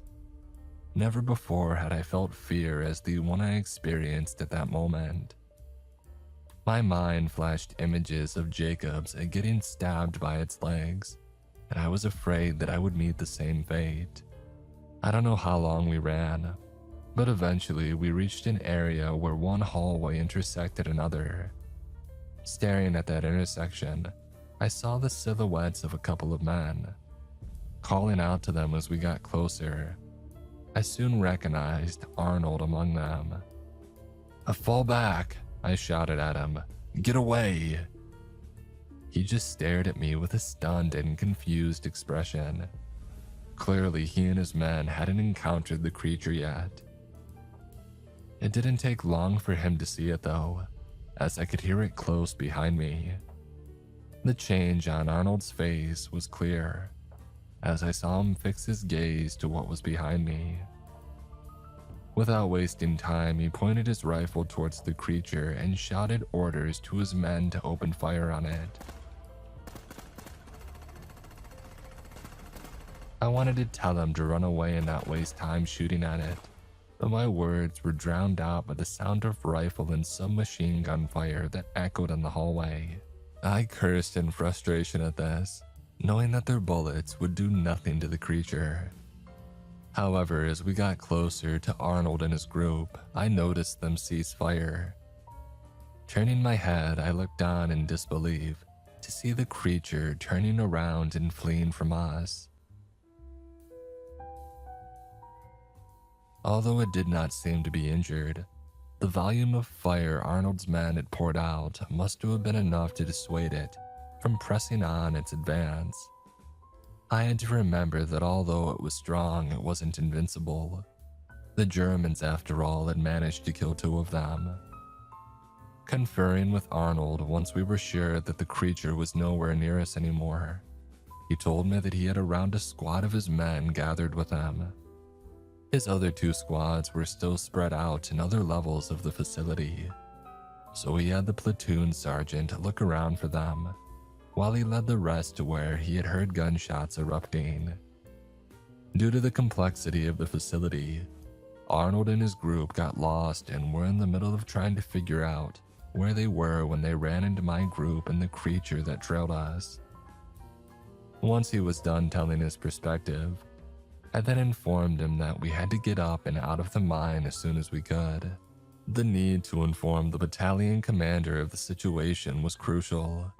When he asked about his men that were still spread out in the facility, I regrettably told him that we could only hope that the platoon sergeant could find them and lead them out of here. There was not much that we could do in locating them, and if we stayed here, we would only become targets for the creature. Begrudgingly, he nodded his head. I didn't like the idea either, but our priority at that moment was to inform battalion headquarters of what we had encountered here. Working together, our group cautiously navigated the various hallways as we listened for any sign of the creature nearby. Somehow, after many fearful minutes of wrong turns and shooting at things that weren't there, we managed to reach the large hangar. By then, our group had increased to 20 men, as we gathered some scattered soldiers from 3rd Platoon. I had expected somebody from 2nd Platoon to meet us upon our arrival there, since they surely must have been alerted by the various gunfire. However, what I saw made my heart sink. The creature had gotten there already, and it had torn 2nd Platoon apart. Their bodies were strewn all over the hangar, lifeless with some missing limbs. Like the German bodies that we had found all over the facility, they now shared the same fate. I wasn't sure how many of 2nd Platoon remained, but I knew that more than half of them were gone now. Since the various squads were spread out throughout the large room, the creature must have been able to take them out one by one. Unable to form a heavy wall of fire just like we had earlier, the members of the platoon were cut down and left helpless to stop it. This must have been what happened to the Germans in this facility. They were systematically targeted by this being from space. Wasting no time to grieve, I quickly led my remaining men towards the elevator. Keeping our eyes wide open, we constantly scanned the area as we moved, in case the creature was still lurking nearby. As we reached the base of the elevator frame, one of the men pulled the lever to call it down. At that moment, I couldn't help but wonder for a second. Last time I checked, the platform was already down when it carried the last squad of my group down here. So why was it back up?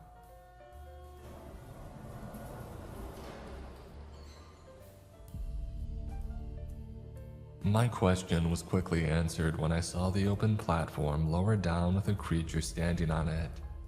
I wasn't sure if it was the same creature we encountered before or a second one that had been lurking outside the mine. Whichever it was, the fact that it was outside told me that it must have gone out to attack 1st Platoon and the Weapons Platoon, which were posted at the mine entrance.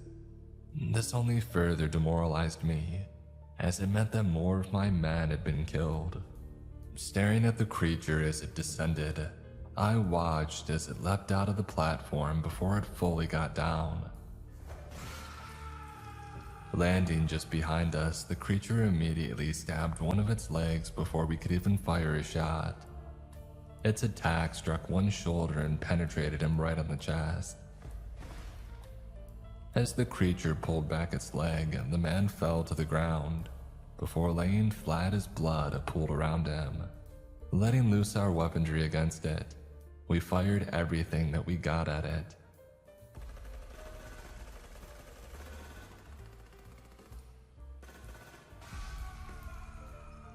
But even with the heavy torrent that we had placed on it, the creature managed to swing one of its legs and cut off the arm of another soldier. Quickly, he was grabbed and supported by the man standing next to him, but this resulted in a slight reduction in our firepower.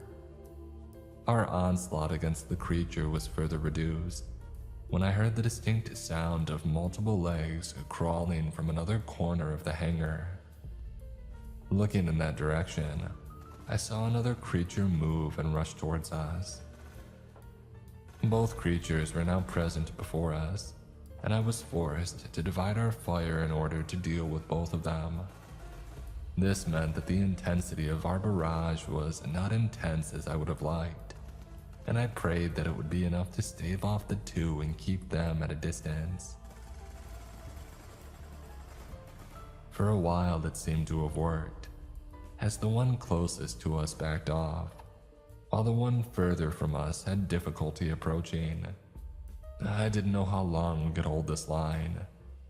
It was a tense moment, and I could feel my heart beat harder and harder as I watched the creatures try and advance only to fall back. Knowing that our bullets wouldn't be enough to kill these creatures, and having no intention to stay there forever. I gradually pulled back my men, and we slowly backed away towards the elevator platform. As we withdrew, me and Arnold made sure that we kept up a continuous rate of fire against the creatures. We knew that any slackening could open up a gap that would allow them to attack.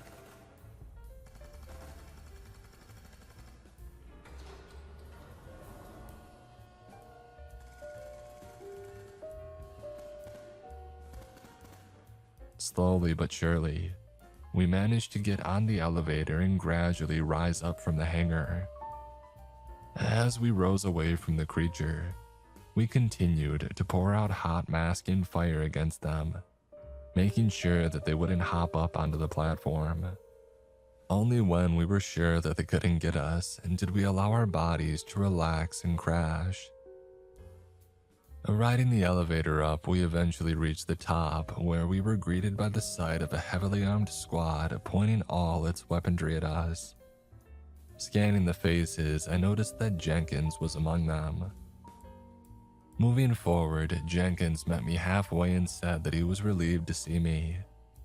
Apparently, while we were busy evading the creature in the facility, Jenkins and his group encountered one that emerged from the forest. Rushing towards their position, they fired at it with all they got, but it continued its advance.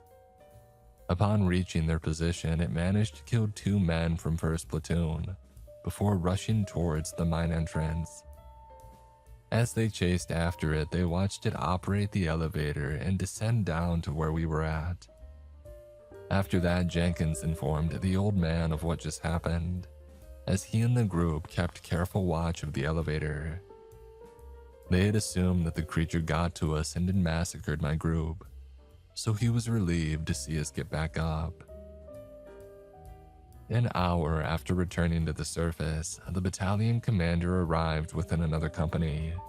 After briefing him of what occurred, he told me to gather my men and have them rest along the nearby tree line. The company that he brought with him will be taking over the duty of guarding the mine entrance.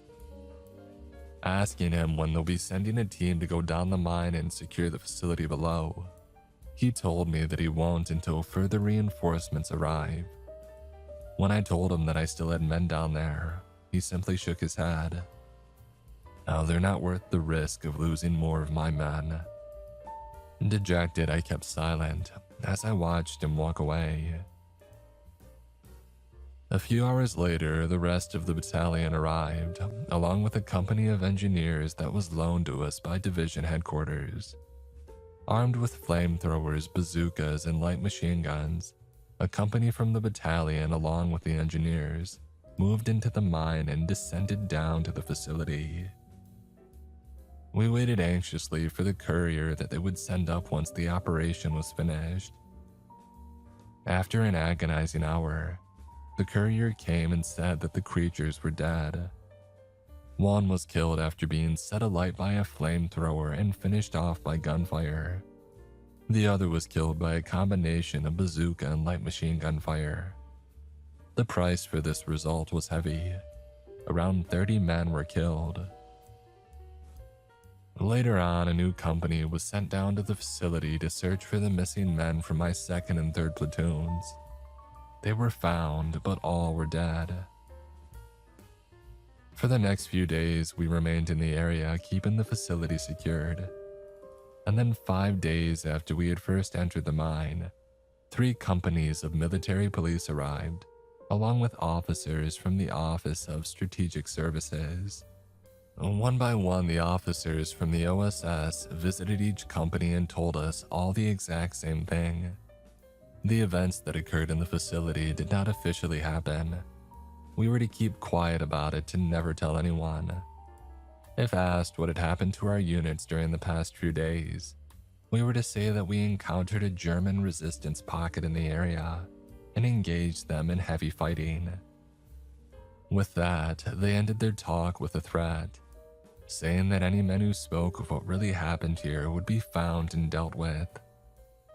We didn't need an explanation to know what he meant. We stayed there for another day before regimental headquarters sent trucks to pick us up.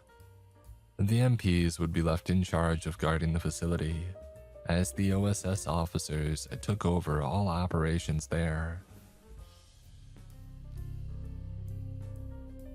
As we drove away from the mine, I gave one last glance at it before looking away. Quietly, I prayed that I would never see such horrors like that again. My grandfather left this account in an old notebook. I found the notebook in a box filled with his old things during his military service. After his death last year, I was hoping to make a little article about him online in order to honor the man my family knew and loved. However, after reading this account, I'm left to wonder if what he wrote was real or not. At first, I found it hard to believe, but after going through his notebook, I found something interesting that made me realize that there must be some truth in what he said. Left between the pages of the notebook was an old piece of paper with German text on it. Translating some of it, it read, "Military encounters with out-of-Earth beings."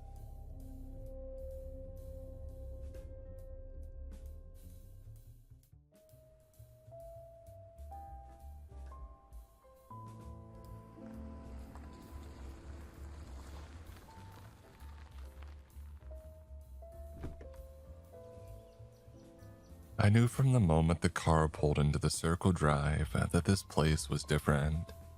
Madame Charlotte's home for wayward children was a spectacular sight. The sprawling mansion lay deep within the forest, far from prying eyes.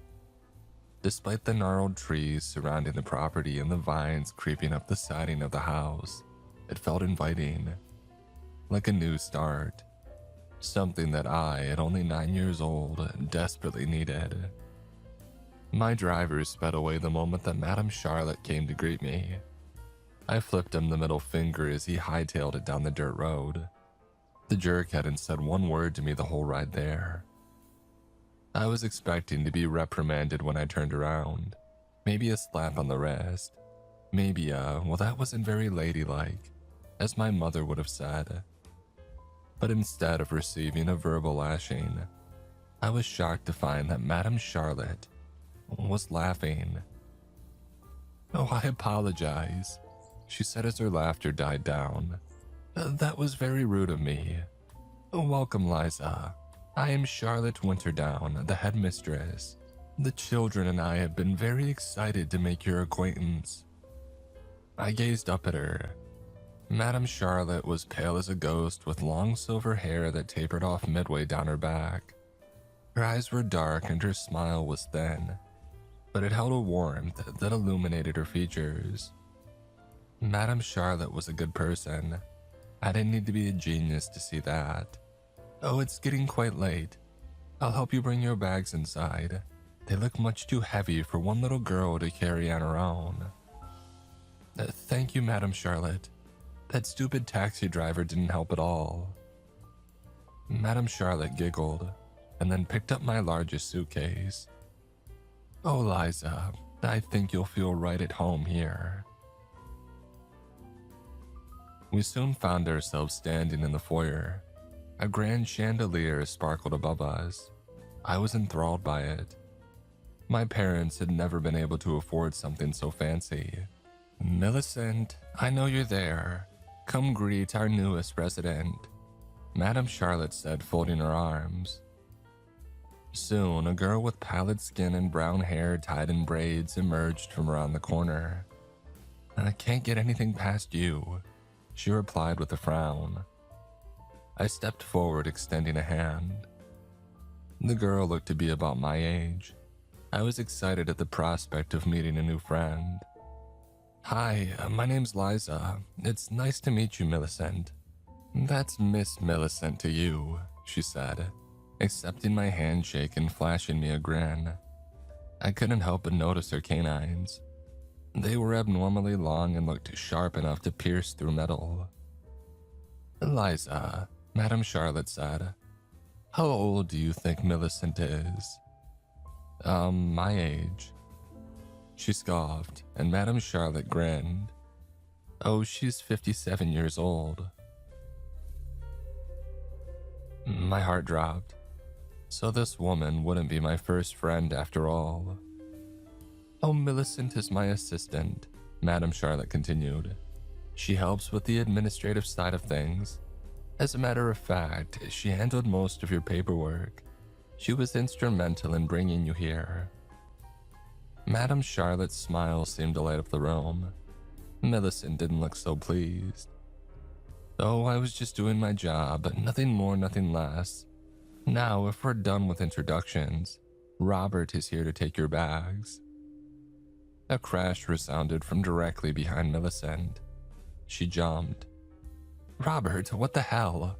I told you not to bring that. Robert grunted. He held firmly to a luggage cart, his face portraying no emotion. I couldn't help but laugh. Robert turned to me, and it was then that I noticed how unsettling his appearance was. Half of Robert's face and one of his hands were light green. He was hunched over and the smell of spoiled milk had wafted from his strangely colored flesh. He wore a vacant stare that told me that there were no thoughts rattling around in that head of his. Madame Charlotte? I said, trying to keep my voice low. What happened to him? Oh, who, Robert? She replied, loud enough that he definitely heard it. His is a tragic tale, really. Robert is a zombie. Well, half of one. We believe that whoever he was acquainted with in his previous life was experimenting with a cure. It seems that they were successful and administered it to poor Robert here. It prevented the spread of the infection, but it left him like this. Now he's only capable of following simple commands and responding with guttural noises. He's lucky that we found him. Yeah, real lucky this one, Millicent said, turning her nose up. Rolled a 7 in the game of life. Robert didn't react. Instead, he released a slow, drawn-out fart. The stench was so putrid that it made my nose want to cry. Oh, that is vile, Millicent gagged, covering her nose. Oh, somebody get the gas masks. Once the toxic fumes had cleared out, Millicent instructed Robert to bring my bags to my room while Madame Charlotte gave me a house tour. He did so with a solitary grunt. I could tell that the mansion was big just from looking at it, but descriptions didn't do it justice. Madame Charlotte showed me the main hall, the kitchen, the dining room, the library, the classrooms, the courtyard, and a large playroom with a wide array of toys. I was liking the house more and more by the second. Now, Liza, Madame Charlotte said once the grand tour was nearly complete. She paused, gazing into my eyes. Her grim expression told me that she was about to say something serious. Well, yes, ma'am. You are free to roam anywhere that we have toured today. All other parts of the house are off limits. I cannot stress this enough. You must heed my warning and not wander off. Do you understand? Madame Charlotte's face took on a severity that felt foreign to me. The way that she had flipped from warm and welcoming to cold as ice sent a shiver up my spine. Well, yes, I understand. All right then, she said, her warm smile cracking the icy facade. Let's show you to your room then, shall we? Madame Charlotte led me up a set of stairs into a hallway. This is the children's wing. All children between the ages of 4 and 12 reside here. I have a feeling that you'll fit right in. I smiled at her and I didn't say as much, but I thought so too. Madame Charlotte marched down the hall and stopped in front of a room with an open door. And this is where you'll be staying. It's not much to look at, but you'll get accustomed to it. She then produced a pocket watch from her cardigan and glanced down at the glass face. Oh, would you look at the time? I must be going now. Important matters to attend to. You settle in and come find me or Millicent if you need anything, dear. And with that, I was left to my own devices. Madame Charlotte was right. The room really wasn't much to look at. It boasted a single bed, a nightstand, a wardrobe, and a lamp. Talk about living the high life. I had begun the process of unpacking what little clothes I owned when the realization hit me. I was missing one of my bags. Panic flooded through me like a tidal wave. Oh, this was bad. Some of my most important belongings were in there. My stuffed rabbit, my grandmother's pendant, photographs of my parents. I couldn't lose that stuff, I just couldn't. Before I could drive myself into a frenzy, a boy around my age appeared in the doorway. He had striking orange hair, vibrant eyes, and he wore a smile that told me that he was a troublemaker. "Hi there, I'm Azar. Is this yours?" Azar lugged my missing duffel bag from around the corner and plopped it onto the ground. "Oh, thank you, I was wondering where that went. Robert probably got confused and took it to the wrong room. It happens a lot." I grinned. That made perfect sense. Azar stood there twirling his hair. I wanted to shoo him away now that my bag was secured, but I didn't want to be rude. "So, what are you?" I cocked my head to the side. "You really have to ask. The hair all over my body should have been a dead giveaway." Azar rubbed the back of his neck. I didn't want to assume," he said, shuffling his feet. His eyes suddenly lit up. "Hey, you want to see a cool trick?" "Not really." "Okay, I'll show you." And despite my protest, Azar pointed to his feet. One of the floorboards burst into flames. "Seriously, that's why I didn't want to see it," I shouted, racing over and stomping out the fire. While playing fire marshal, I felt a presence appear behind me, one that wasn't the boy who had just set my room ablaze. The girl spoke before I saw her. "Really, Azar, again? You're the only one who thinks setting things on fire is cool." I like this girl already. I spun around to find not one, but two girls standing in my doorway. They stepped inside without an invitation.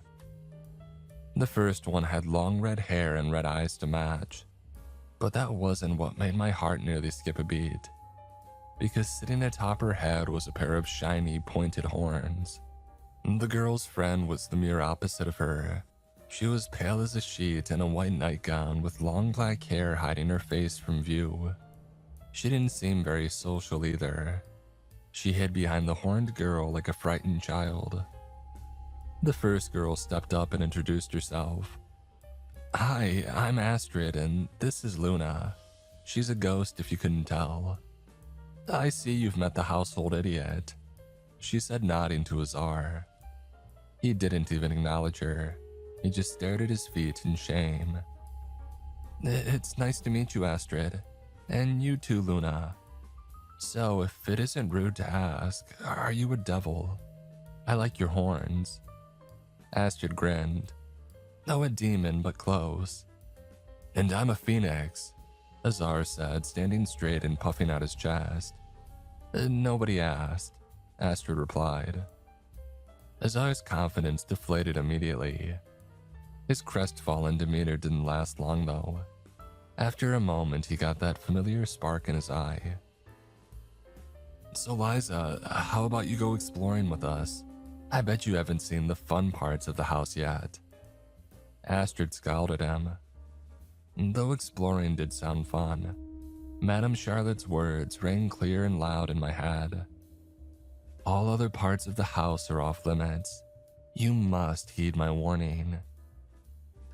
I sighed before meeting Azar's gaze. Maybe another time.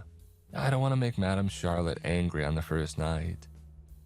"But you won't ever find out, Shut up, Azar, she said no." Astrid's expression softened when she turned to me. "Don't let this moron pressure you into doing anything that you don't want to. My room's right next to yours. If he comes back to harass you, just yell." And with that, she grabbed Azar by the shirt collar and dragged him out of the room. Luna gave me a parting wave before the trio disappeared around the corner. For the next 2 weeks, I stayed on my best behavior. I was grateful to Madame Charlotte and the others for welcoming me so warmly. A small part of me felt like if I acted out, I would get sent to live in a dump, and so I stayed out of trouble. Until Azar visited me after lights out one night. Psst, Liza, are you awake? I yawned, pretending to be woken up. I am now. What do you want? Even in the darkness, I could see that mischievous passion in Azar's eyes. You want to go exploring? I paused. Truth be told, I did want to go exploring, but I wasn't about to tell him that. I don't know. What if we get caught? Another voice drifted from around the corner. Oh, come on, Liza, live a little. Astrid appeared in the doorway, her bright red eyes lighting up the room. Astrid, you're in on this too? I thought you were against breaking the rules. Oh, then you thought wrong. I'm a demon, breaking rules is what we do. If you're still not comfortable with the idea, we won't pressure you into it. But Luna and I would be really happy if you came with us. Oh, this was wrong, I knew it was, but I couldn't resist. I shifted my weight to the edge of the bed. Oh, fine, I'll go. But if we get caught, we're blaming it all on Azar. Astrid smiled. Fine by me. The house felt completely different at night. The brightly lit hallways had turned to dark, endless corridors where shadows danced and trouble lurked around every corner. Azar led the charge. He seemed confident in where he was going. We managed to sneak past Madame Charlotte's office, through the teenager's wing, and into a hallway with doors on either side. This place was darker than the rest of the house, without any windows to let in the moonlight. I had to wait for my eyes to adjust. Here we are, Azar said, extending his arms. Oh, keep your voice down, Astrid spat, jabbing him in the ribs. Hey, that hurt. And where exactly is here? I interjected. All I could see were rows of doors extending into the darkness. They could have led to empty storage rooms for all I knew. The sea of doors, Astrid replied. Haven't you heard the rumors? I had overheard a couple of boys talking about doors in my lessons, but I hadn't thought anything of it at the time. I don't think so, I said. Whatever, Astrid continued, a smile inching across her lips. You're about to see for yourself. Azar did the honors, because of course he did.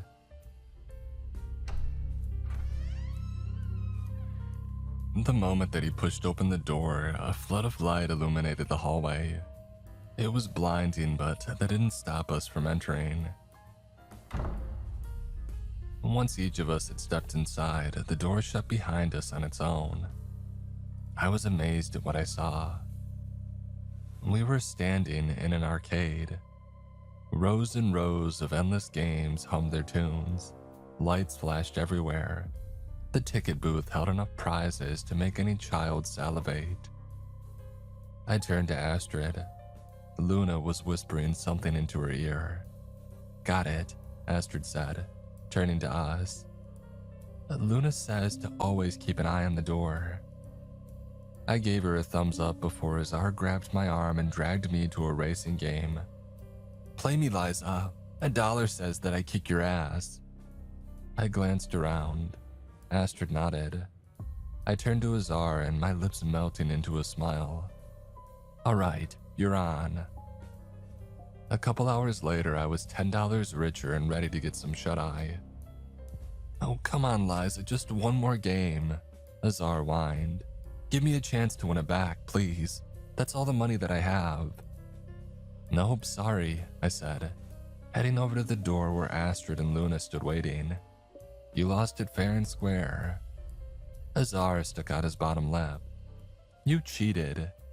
Whatever you say, maybe I'll give you a shot at winning it back tomorrow. Azar's face lit up. I can't wait. I'm gonna beat you so bad. I shook my head. If you say so. With the four of us present and accounted for, we exited through the same door that we had entered from.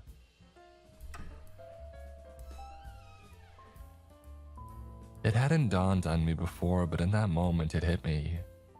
Were we the only ones who could see the door? There were plenty of other people in the arcade aside from us, but I hadn't seen a single one pay the thing any mind. I was too tired to put much thought into it. That was a question for another day. The arcade was all that I could think about from then on. Why hadn't Madame Charlotte taken me there on our tour? Was she trying to hog all the fun for herself? It didn't make sense. I dreamt of all the unseen wonders that the other doors were hiding.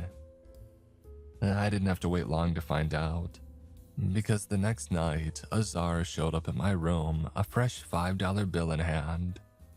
"Hey, this time I won't lose," he said, waving the money in my face. I knew that I wouldn't be able to resist the opportunity to clean him out. A grin inched across my lips. "Oh, you just wait. That $5 has my name written all over it." After picking up Astrid and Luna, we skulked through the house and back to the sea of doors. Azar walked confidently up to the maroon one with a scuffed handle. "This is the one that we went through last night, I'm sure of it." He pushed open the door and there was no arcade. Instead, we found ourselves staring at a public restroom. A chubby man with grease stains on his shirt and toilet paper hanging from his pants waddled into view. "What the hell, Azar? Close it now," Astrid shouted.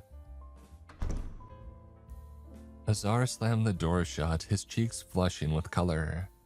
"It was the right door, I swear." "Oh yeah?" Astrid said, hands on her hips.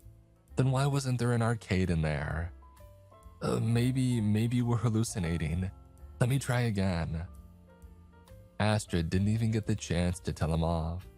Azar flung the door open. There was no arcade, but there wasn't a restroom either. This time when the door opened, we were assaulted by the sounds of the rainforest. Monkeys screeching, parrots squawking, and a tiger roaring in the distance. We stared at each other gobsmacked. I understood it then. Chances of finding that arcade were slim to none. Azar shut the door, silence permeating through the hallway. "What should we do?" I asked, studying Astrid's face for an answer. I don't know." Luna whispered something into Astrid's ear. She nodded her head in response. "Luna said that we should go back." Azar's face dropped. "No, we can find it again. We just have to keep trying." He opened the door to reveal an office space. Then there was a moon-like landscape. The third time he opened it, the door revealed a meadow full of sunshine, rainbows, and puppies. Lots of puppies. Azar nearly closed the door again, but I stopped him. "Wait, you can keep your $5. This one looks fun." Astrid looked at the puppies and then turned to Luna, who nodded. "Yeah, let's explore this one. Come on, Azar. Don't you want to play with them?" Azar sighed, pocketing his money. Yeah, I do." The minute that we walked inside, we were swarmed by dogs. All kinds too. Labradors, German Shepherds, Schnauzers, you name it. Nearly every breed you can imagine frolicked with us in that meadow.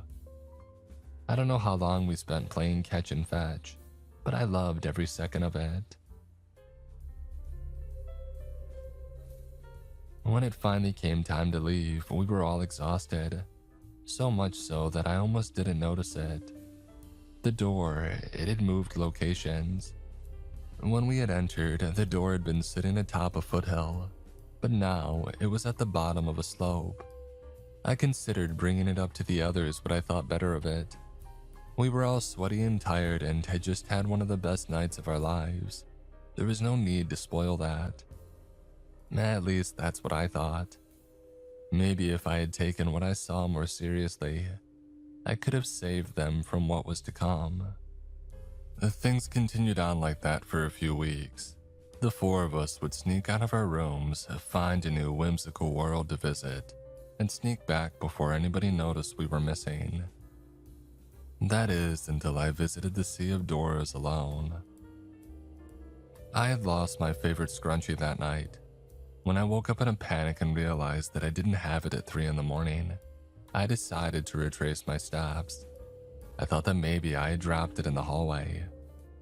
And I was kidding myself. Deep down, I knew that I had lost it in the world that we had visited, but in my mind, it was worth a shot. I made it all the way to the teenager's wing. When I passed by, a boy had his door open. I tried to sneak past unnoticed, but a voice called out to me, "Hey girl." I froze. To me, the teenagers were frightening, almost as authoritative as adults. I couldn't disobey. I walked up to the boy's door and I peered inside. He was sitting on his bed, face obscured by the darkness. "I've seen you, you know. You and your little friends think you're so slick. You think nobody's noticed. Well, I have." I froze. I was speechless. I was like you once, carefree. I had friends who took me to the doors. They didn't know, how could they? I was trembling, but I managed to squeak out a response. I'm sorry. Please don't tell Madame Charlotte." The boy didn't reply. I could feel his eyes on me. Eventually he responded, his tone softer. "Do you know what happens when you choose the wrong door?" "No." The boy hung his head. "I'll show you." He turned on his bedside lamp, bathing the room in a soft glow. The boy's body was covered in blue scales that shimmered in the light. Kelp green hair fell to his shoulders. From what I could see, he was handsome. And then he turned. The entire right side of his face was a deep, angry shade of red. A ruined eye was buried beneath a mass of swollen flesh that streaked into his hairline. It was twisted and lumpy and wrong. I was horrified. I let out an audible gasp. A tear trickled from the boy's good eye. The thing that did this to me is still out there, still behind one of those doors. You have to stop going there before it's too late. I couldn't find the words to reply. Instead, I did the cowardly thing. I ran away. I ran and ran until I made it all the way back to my room, and then I threw myself in bed and I hid under the covers. I didn't get a wink of sleep for the rest of the night. The next day, I couldn't get the interaction out of my head. Had the boy been telling the truth or had he been trying to scare me? I couldn't think straight.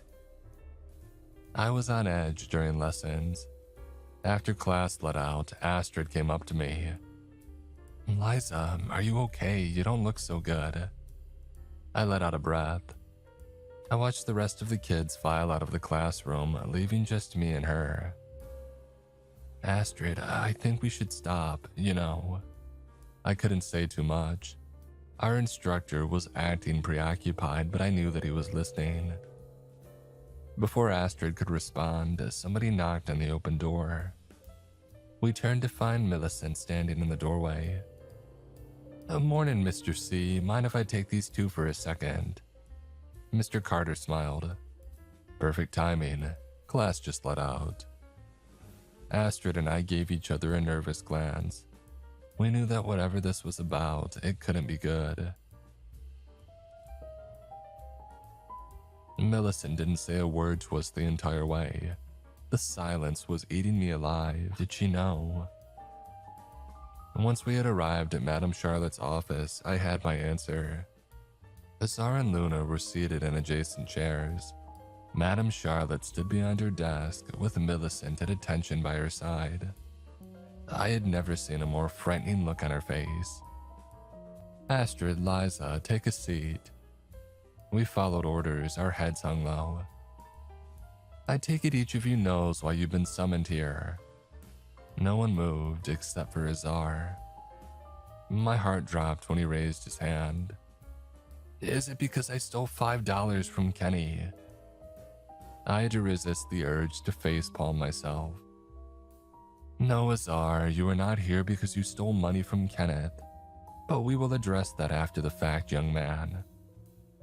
Azar frowned and I shook my head. Astrid was right. He was an idiot. Madame Charlotte continued. You have been gathered here because a little birdie told me that you've been breaking the rules, exploring parts of the house that are off limits. It immediately clicked. The boy from the night before. He had told on us. Madame Charlotte surveyed each of our faces. I felt so ashamed.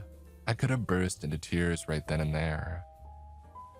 Not only that, but I'm told that you've been visiting the doors after hours. Is that correct? I glanced at Astrid. She nodded her head, and the rest of us followed suit. I am very disappointed in all of you, especially you, Astrid. As the oldest, these children look up to you. I expected better. Yes, ma'am.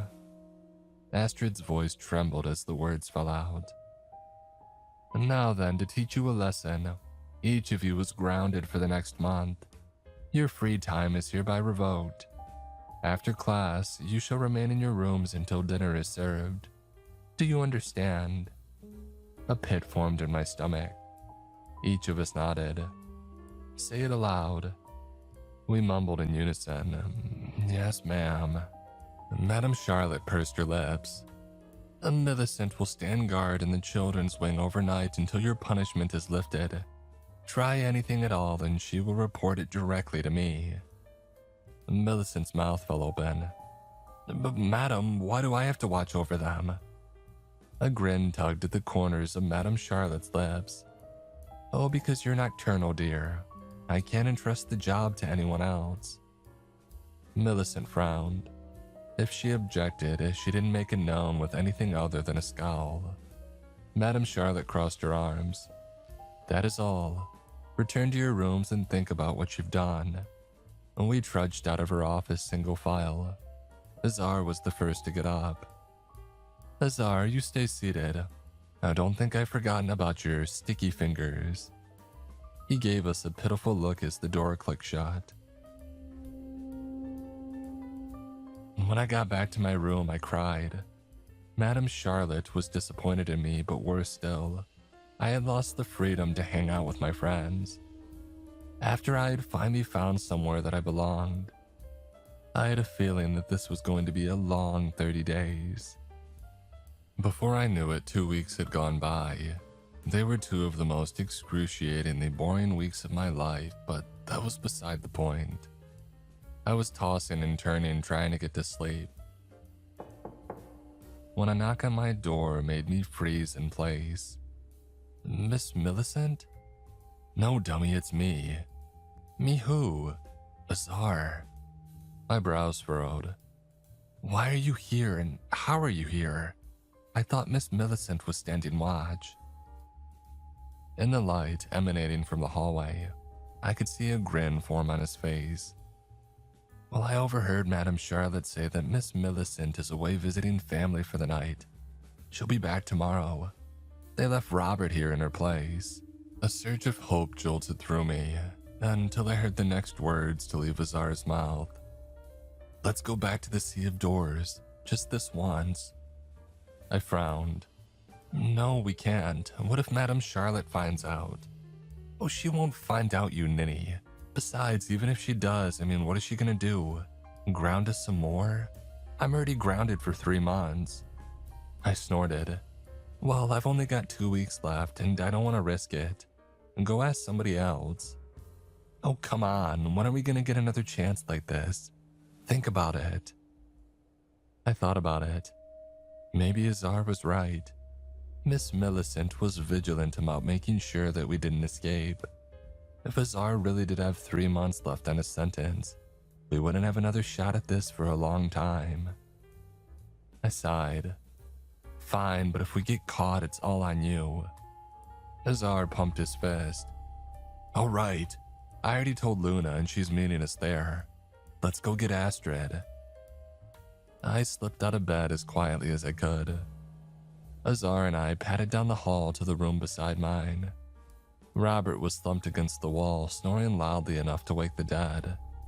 Azar and I knocked, and then poked our heads around the corner to Astrid's room. Psst, Astrid, are you awake? Azar hissed. Astrid yawned and sat up. Whatever it is, I'm not doing it, Azar. Go back to bed. Oh, Astrid, don't be like that. Miss Millicent is gone. This is our chance. Astrid lay back down.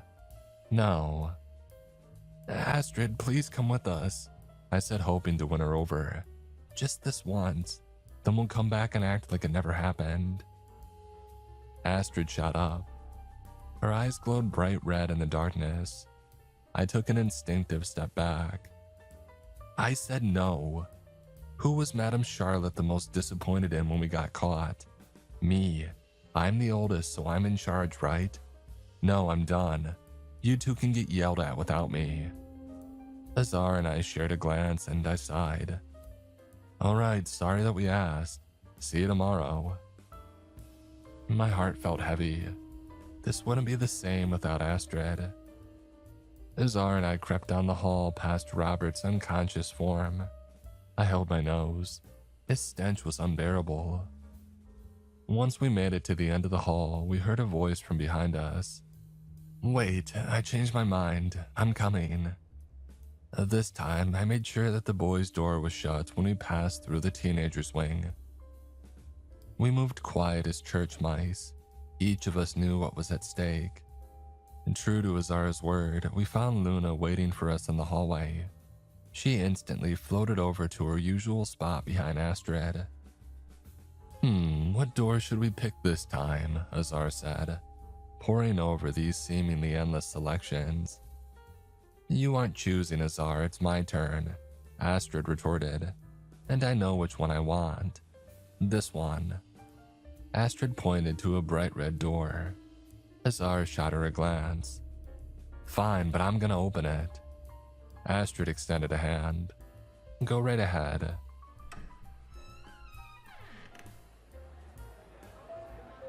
The moment that Azar pushed the door open, I knew that Astrid had made the right choice.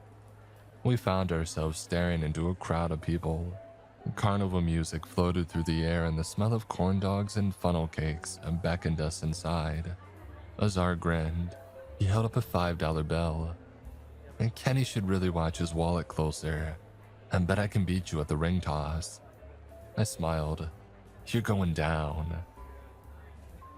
We raced around the carnival having the time of our lives. I beat Azar at the ring toss, obviously, and then we lost ourselves in the endless games and rides. At one point, I noted that the door had moved from its original position. It didn't worry me as much as it should have. We would find it when we were ready. I was in line for cotton candy when I first noticed that something was off. The man ahead of me, he looked off, like he was starting to shift. The particles on his clothes phased in and out like he was made of pixels. I studied his Hawaiian shirt. The flowers on the fabric were moving. I froze and glanced around. I noticed it with other people too. Only a few at first, but then it worsened. The crowd began to whir and lag like they were bad CGI in a video game. Suddenly the music went sour. The tents and stands around me began to dematerialize. I thought that I was losing my mind. A deep-seated dread settled within me. This wasn't supposed to happen. Maybe this was what the boy had meant. Maybe we were right to be afraid of the doors. The world began to fade, and booths and people melting before my eyes. To my relief, I found my friends close by looking as dumbstruck as I was. In a matter of seconds, it was all gone. Even the ground below our feet had vanished, leaving an endless void of black. All that was left was us, the big tent, and the door. Astrid, what's going on? I managed, but the words came out soft and brittle. I don't know. Before any of us could react, the tent began to morph, the colors shifting. It twisted and writhed and folded in on itself like laundry in a dryer. Before I knew it, something else took its place. An ungodly abomination sat where the tent once was. At first, I thought it resembled a black octopus. The only difference was, this thing had 7 heads jutting from stem-like stalks. Each wore clown makeup. 3 smiled, 2 frowned. One was angry and the other bore no expression at all. My heart dropped, because at that moment I realized something that I should have noticed much, much sooner. The door had shifted to directly behind that creature. All 7 heads started cackling, a cacophony of voices that melded together to form a sinister, desynchronized bellow. Without warning, a tentacle lashed out. Azar unleashed a blast of fire and it shriveled back. To our collective horror, the tentacle began to heal. A second one focused on Astrid. She cast her shadow spell. One of the faces howled in pain. That only seemed to anger the thing. A rain of tentacles shot out from all directions. I had to do it. I knew that I had no other choice. I released a guttural roar as my body began to change. My muscles became more pronounced. My claws grew longer, my teeth sharpened. I could feel a sudden burst of rage coursing through me. Azar's eyes grew wide. "I thought you needed a full moon to do that," he said. "Nope, just a myth," I replied, swiping a tentacle away. "And I thought you were supposed to be a bird." Azar grinned as he shot off more flames. Fair enough. The tentacles just kept coming, one after another, overwhelming us with their numbers. No matter how hard we fought, we couldn't seem to gain an advantage. If this came down to a battle of attrition, we were going to lose. Just when I thought it couldn't get any worse, one of the heads spoke. "I know what you did." My blood turned to ice. A smiling face repeated the words in a sing-song voice. "I know what you did." Soon the others joined in unison. "I know what you did." "Stop it, just stop," I yelled, slashing harder at the oncoming tentacles. The heads continued one after another. "You're the reason your parents are dead. It's all your fault. You could have prevented it." Tears fell down my cheeks, soaking into my fur. Stop it, stop it, stop it, please." But the voices kept going. "You knew where your father kept the gun. You could have saved them, but you ran and hid like a coward. They're dead because of you." I couldn't contain my emotions any longer. I unleashed a roar and a flurry of slashes, battering back the tentacles. I fought in a blind rage, biting, slashing, and slicing up the slimy appendages until I was surrounded by blood and severed flesh. But it was no use. The thing was healing too fast. My heart sank. That boy had been right. We were going to die here. Out of the corner of my eye, I saw Luna whispering something into Astrid's ear. Astrid nodded her head and her face hardened. "Liza, Azar, listen up. Luna is going to use her curse and we have one shot at this. When I say so, run for the door as fast as you can." The heads responded. "It won't work. You're going to fail. Don't even try it." Astrid waited for a beat. "Now!" she shouted, sprinting for the door. The 3 of us followed behind her. The faces screamed in agony, some unseen force, causing them intense anguish. We ran like the wind, dodging flailing tentacles left and right. Luna was the first to reach the door, followed by me and then Astrid. I should have felt relieved when I made it back to that familiar hallway, but I didn't. Madame Charlotte stood before us. She didn't look angry, just concerned, urging each of us through. Azar was the slowest runner. Luna's curse had almost completely worn off by the time that he came close to the exit. He was almost there, a mere feet away. He made one final lunge at diving to safety, but he didn't make it. A tentacle wrapped around his leg and pulled him to the ground. Dread crashed over me like a tidal wave. This couldn't be happening. Madame Charlotte moved me aside. "Children, cover your ears." We did as we were told. Madame Charlotte unleashed a deafening wail. It was so loud that it shook the walls. The beast writhed in pain. Her attack had worked, and the thing let go of Azar. I smiled through the agonizing sound. He was going to make it. He was going to be okay. The beast flailed, its limbs swinging wildly. With one rogue motion, a tentacle had slapped the door and slammed it shut. My eyes grew wide. Shock took over. No one moved for a long time. "Madame Charlotte, we have to find him. We have to go back." She looked at me with tears in her eyes. "I'm sorry, Liza. We won't be able to find him. There are millions, if not billions, of possibilities when you open one of those doors. If Azar is going to come back to us, he'll have to do so on his own volition. But there has to be something that we can do. Maybe there's a key. There has to be someone." Astrid cut me off. She stared ahead, a cold, stony look in her eyes. "Liza, just stop. We can't help him now. Azar will make it back. I know that he will." Her words hung in the air. Everything went quiet once again. Azar didn't come back that night. Madame Charlotte called me, Astrid, and Luna into her office the next day. Her eyes were red-rimmed and her makeup was a mess. "What happened last night was a true tragedy. I blame myself for not keeping a closer eye on you kids." I wanted to shout that it wasn't her fault, that we were the ones who had wandered off, but I stayed quiet. The pain was so fresh that speaking felt agonizing. Madame Charlotte dabbed her eyes with a handkerchief and continued. "I should have explained to you the true dangers of the doors. I was naive in hoping that you wouldn't have heard about them. In the past, we have tried implementing various methods to ensure that nothing like this occurs again. The doors cannot be locked. The hallway cannot be obstructed. All camera feeds become grainy and unwatchable.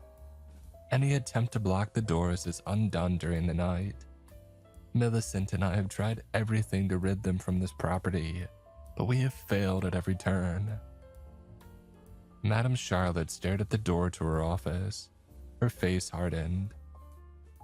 "It was a young mage who had installed them. His parting gift to us, a curse. I loved that boy like a son, I truly did. But it seemed the more care I showed him, the more that he loathed me. He hated me in this house more vehemently than anything that I've ever seen. That boy broke my heart. And on the day before he had turned 18, he left us the doors. His version of a cruel joke." Madame Charlotte didn't immediately wipe the tear from her cheek. It ran down her face until she was drawn back to the moment that whisked it away. "I was hoping that something of this nature would never reoccur.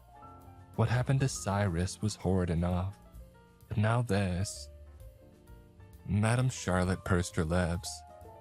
"Under normal circumstances, I would ground you children indefinitely, but I think what you're going through is punishment enough. I'm sorry. Each of you has already suffered more than any child should. No one should have to experience this much loss."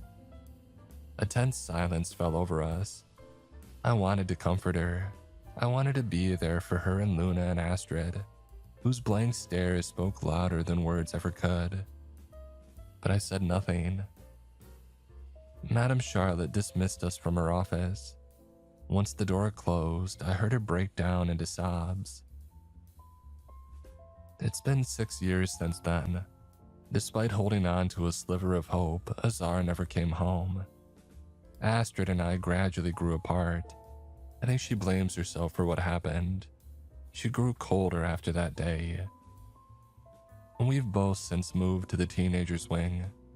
I keep my door open every night and sleep with one eye open. That is the burden I must bear. For as long as I live here, I will never let another child walk through those doors.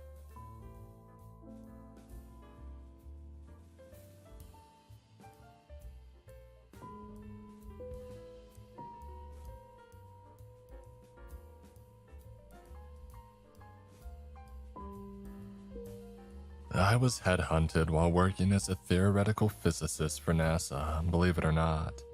It sounds like quite a downgrade to transition from studies of alternate dimensions, sitting parallel to our own, to security work.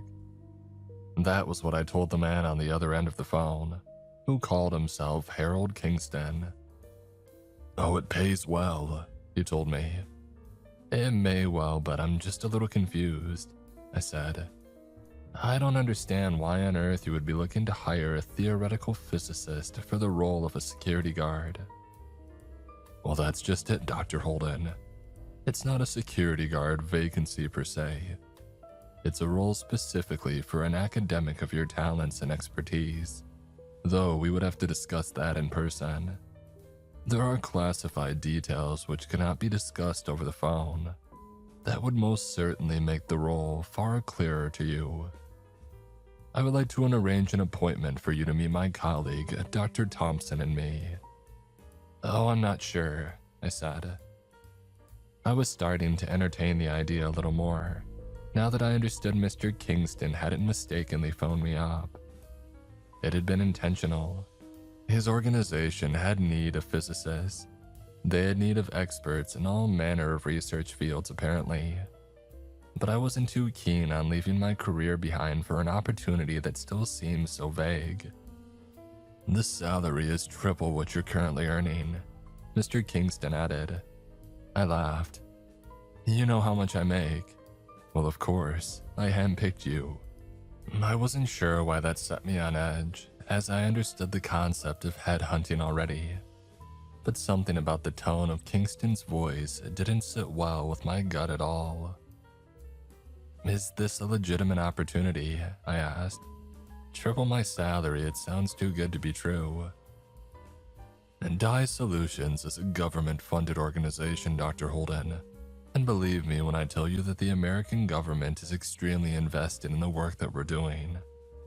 He paused.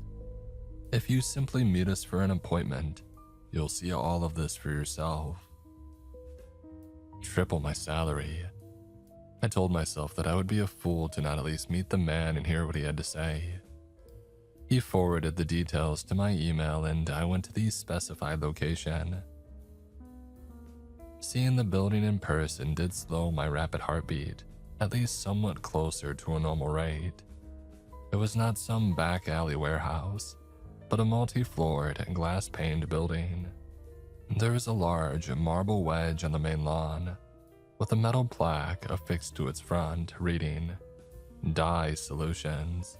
I started to feel quite giddy as I went inside, and dreaming of the way in which a tripled salary taking me well into six figures could entirely transform my life. I didn't stop to think on what I would be doing. I just assumed it would be the same work that I had been performing for NASA. Only my harebrained ideas about other worlds might be taken marginally more seriously here, given the significant bump in pay. "Dr. Holden," I told the receptionist, a fair-haired young woman. "I'm here for the third floor," she interjected. "Room 17A. "Right, thank you." I went to the lifts to the side of her desk, impressed already by the efficiency of this place. The receptionist was so on the ball as to anticipate my needs before I'd even finished my sentence, and that had to spell good things about the running of this place. But why was there still a churn in my stomach as I awaited the arrival of the lift? I wondered, why did I still feel as I had during the initial phone call with Harold Kingston? That something about this Dye Solutions building, and perhaps even the people working for it, sat at odds with normalcy. Why was something in my very being screaming at me to run? I made it to the third floor and I was startled into the back wall of the lift as the doors opened. revealing a white-haired man standing and smiling broadly back at me. "Oh, sorry," he said. "I didn't mean to scare you, Adam. I'm Harold, and we spoke on the phone." I steadied my breathing and chortled at myself, and the old man joined in. "An embarrassing first impression," I said. "Oh, not at all. In fact, it might be better to get it all out of your system now." My smile faded as I exited the lift and followed the old man up the hallway. And get it all out of my system? What did he mean by that? Kingston opened the door to 17A, and he sat me at a table opposite a middle-aged woman with the beginnings of gray hair whom he sat beside. "This is Dr. Elise Thompson. I mentioned her over the phone." Elise stuck out a hand and smiled as I took it. "Pleasure to meet you, Dr. Holden. I'm looking forward to us working together in the facility." "And the facility?" I asked. "Oh, the facility will be your workspace," Kingston answered. "You'll be providing security solutions for Elise and the other members of your team, based on your findings." "My findings?" "Oh yes, we've been reading through your papers on other dimensions over the past few years. Fascinating work, Dr. Holden. Genius work, dare I say. You ought to feel quite accomplished." I scoffed. "What, working for peanuts as a glorified grunt in a cramped office?" "Yes, well, NASA didn't appreciate your talents, but we will if you choose to work for us." I must admit the salary certainly suggests that I would be appreciated. More appreciated, at least. But I'm still confused about the nature of the job opportunity. I'll be providing security solutions based on my expertise in the field of alternate realities. And that just sounds like nonsense, if you'll forgive me for saying so. Kingston and Elise chuckled. "Oh, I forgive you," he said. "It sounded like nonsense to me too when I first joined the organization 20 years ago. They told me all about the facility, but I believed in none of it until I saw the place for myself. I'm going to need you to do the same, Adam. I'm going to need you to suspend your disbelief." I shrugged.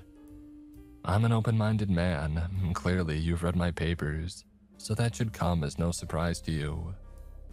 Kingston smiled more broadly and then looked to Elise. "I told you this was the right man for the position." "Well, let's give Dr. Holden the chance to decide that for himself, shall we?" Elise asked. "Go on, sir, give him the lay of the land." "The facility," began Kingston, pausing to inhale, "is another world. It sits parallel to ours. It is the type of dimension about which you have theorized for your entire career, Dr. Holden. It is real. And I want you to help study this place, bring some reason to the madness, and in turn perhaps help to protect your colleagues who are working down there." I paused for a moment. I measured my response. I could see from the faces looking back at me that Kingston and Elise were nervously awaiting my ridicule. But I didn't laugh or scoff or call them liars. And it wasn't just the staggeringly high salary that prevented me from doing so. It was logic. If they were lying, I would find out soon enough. Why go to all this trouble to intentionally tell a lie? What could they possibly gain from it? I had little money.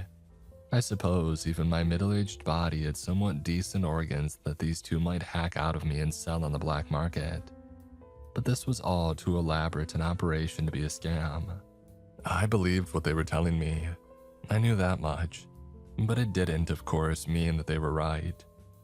I decided that was perhaps why they had sought me out. Perhaps I was here to crush their dreams and tell them that they had not, in fact, discovered a parallel reality. I had theorized about such things, based on studies on particles that defied current understandings of physics. But I had dealt with so many naysayers over the years that I barely believed in the concept of other worlds myself. Still though, I couldn't miss out on the opportunity of at least securing a decent salary for myself working for this government-funded agency before it no doubt imploded, once senators in Congress realized there was no merit to funding a fantasy. "Are you saying that I had the job? Should I accept now?" I asked. "I am," Kingston answered. "And how soon will I see this facility?" The old man pushed a piece of paper across the desk. "As soon as you sign this," he said. And before me on the surface lay a strangely sparse NDA. It was far too limited in its number of clauses, and those clauses were worded in vaguely threatening ways, suggesting that whistleblowing would be the very last thing that I would ever do with my life. It was another red flag atop the many, many other red flags since I had first taken the phone call from Harold Kingston less than a week earlier.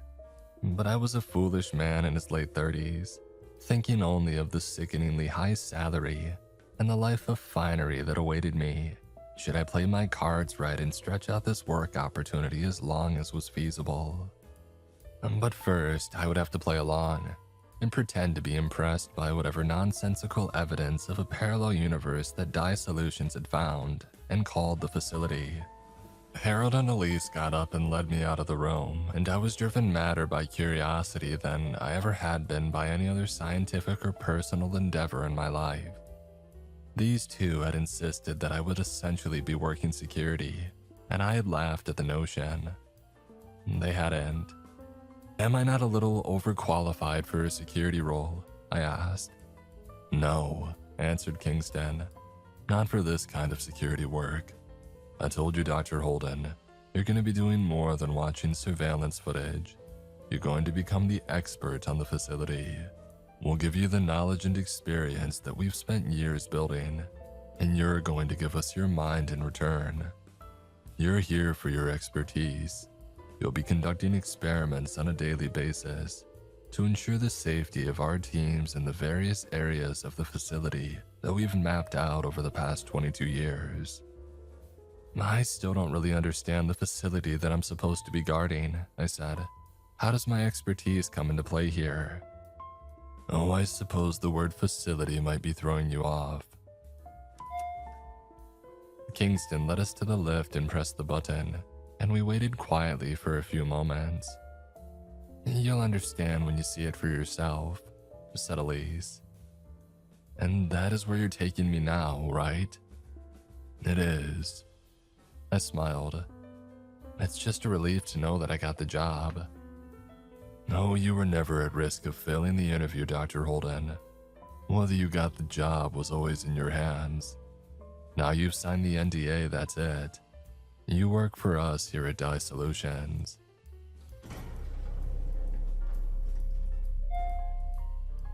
We went in the lift, and Kingston pressed the B button for the basement floor.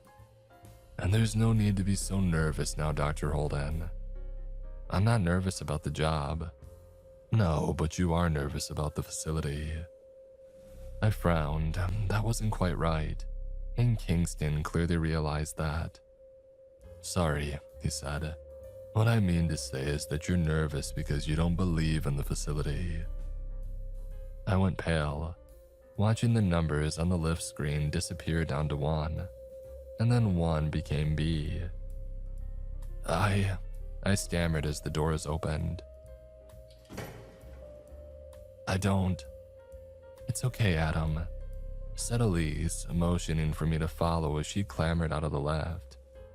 We were all the same when we first started here. None of us believed.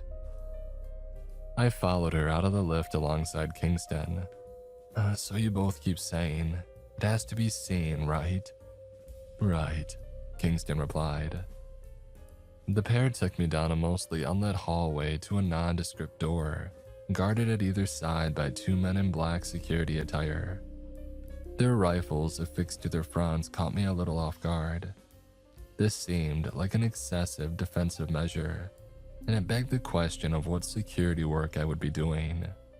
Yes, Kingston kept telling me that my job title was a little misleading in a traditional sense of security work, as my role would involve scientific studies of some kind. But here were two men that seemed to be doing a perfectly suitable job of securing this facility, all with the traditional method of deterring would-be intruders with firearms. Kingston nodded at the two men, and then opened the door onto a room. But to call it a room was a stretch. It was little more than a storage cupboard, cleared out of whatever else it had once housed, given the carpet's indents, forming the telltale lines and holes of rather ordinary shelving units or boxes. It was a disappointing room. There was nothing in there, and I almost wanted to ask whether this whole thing had been a joke all along.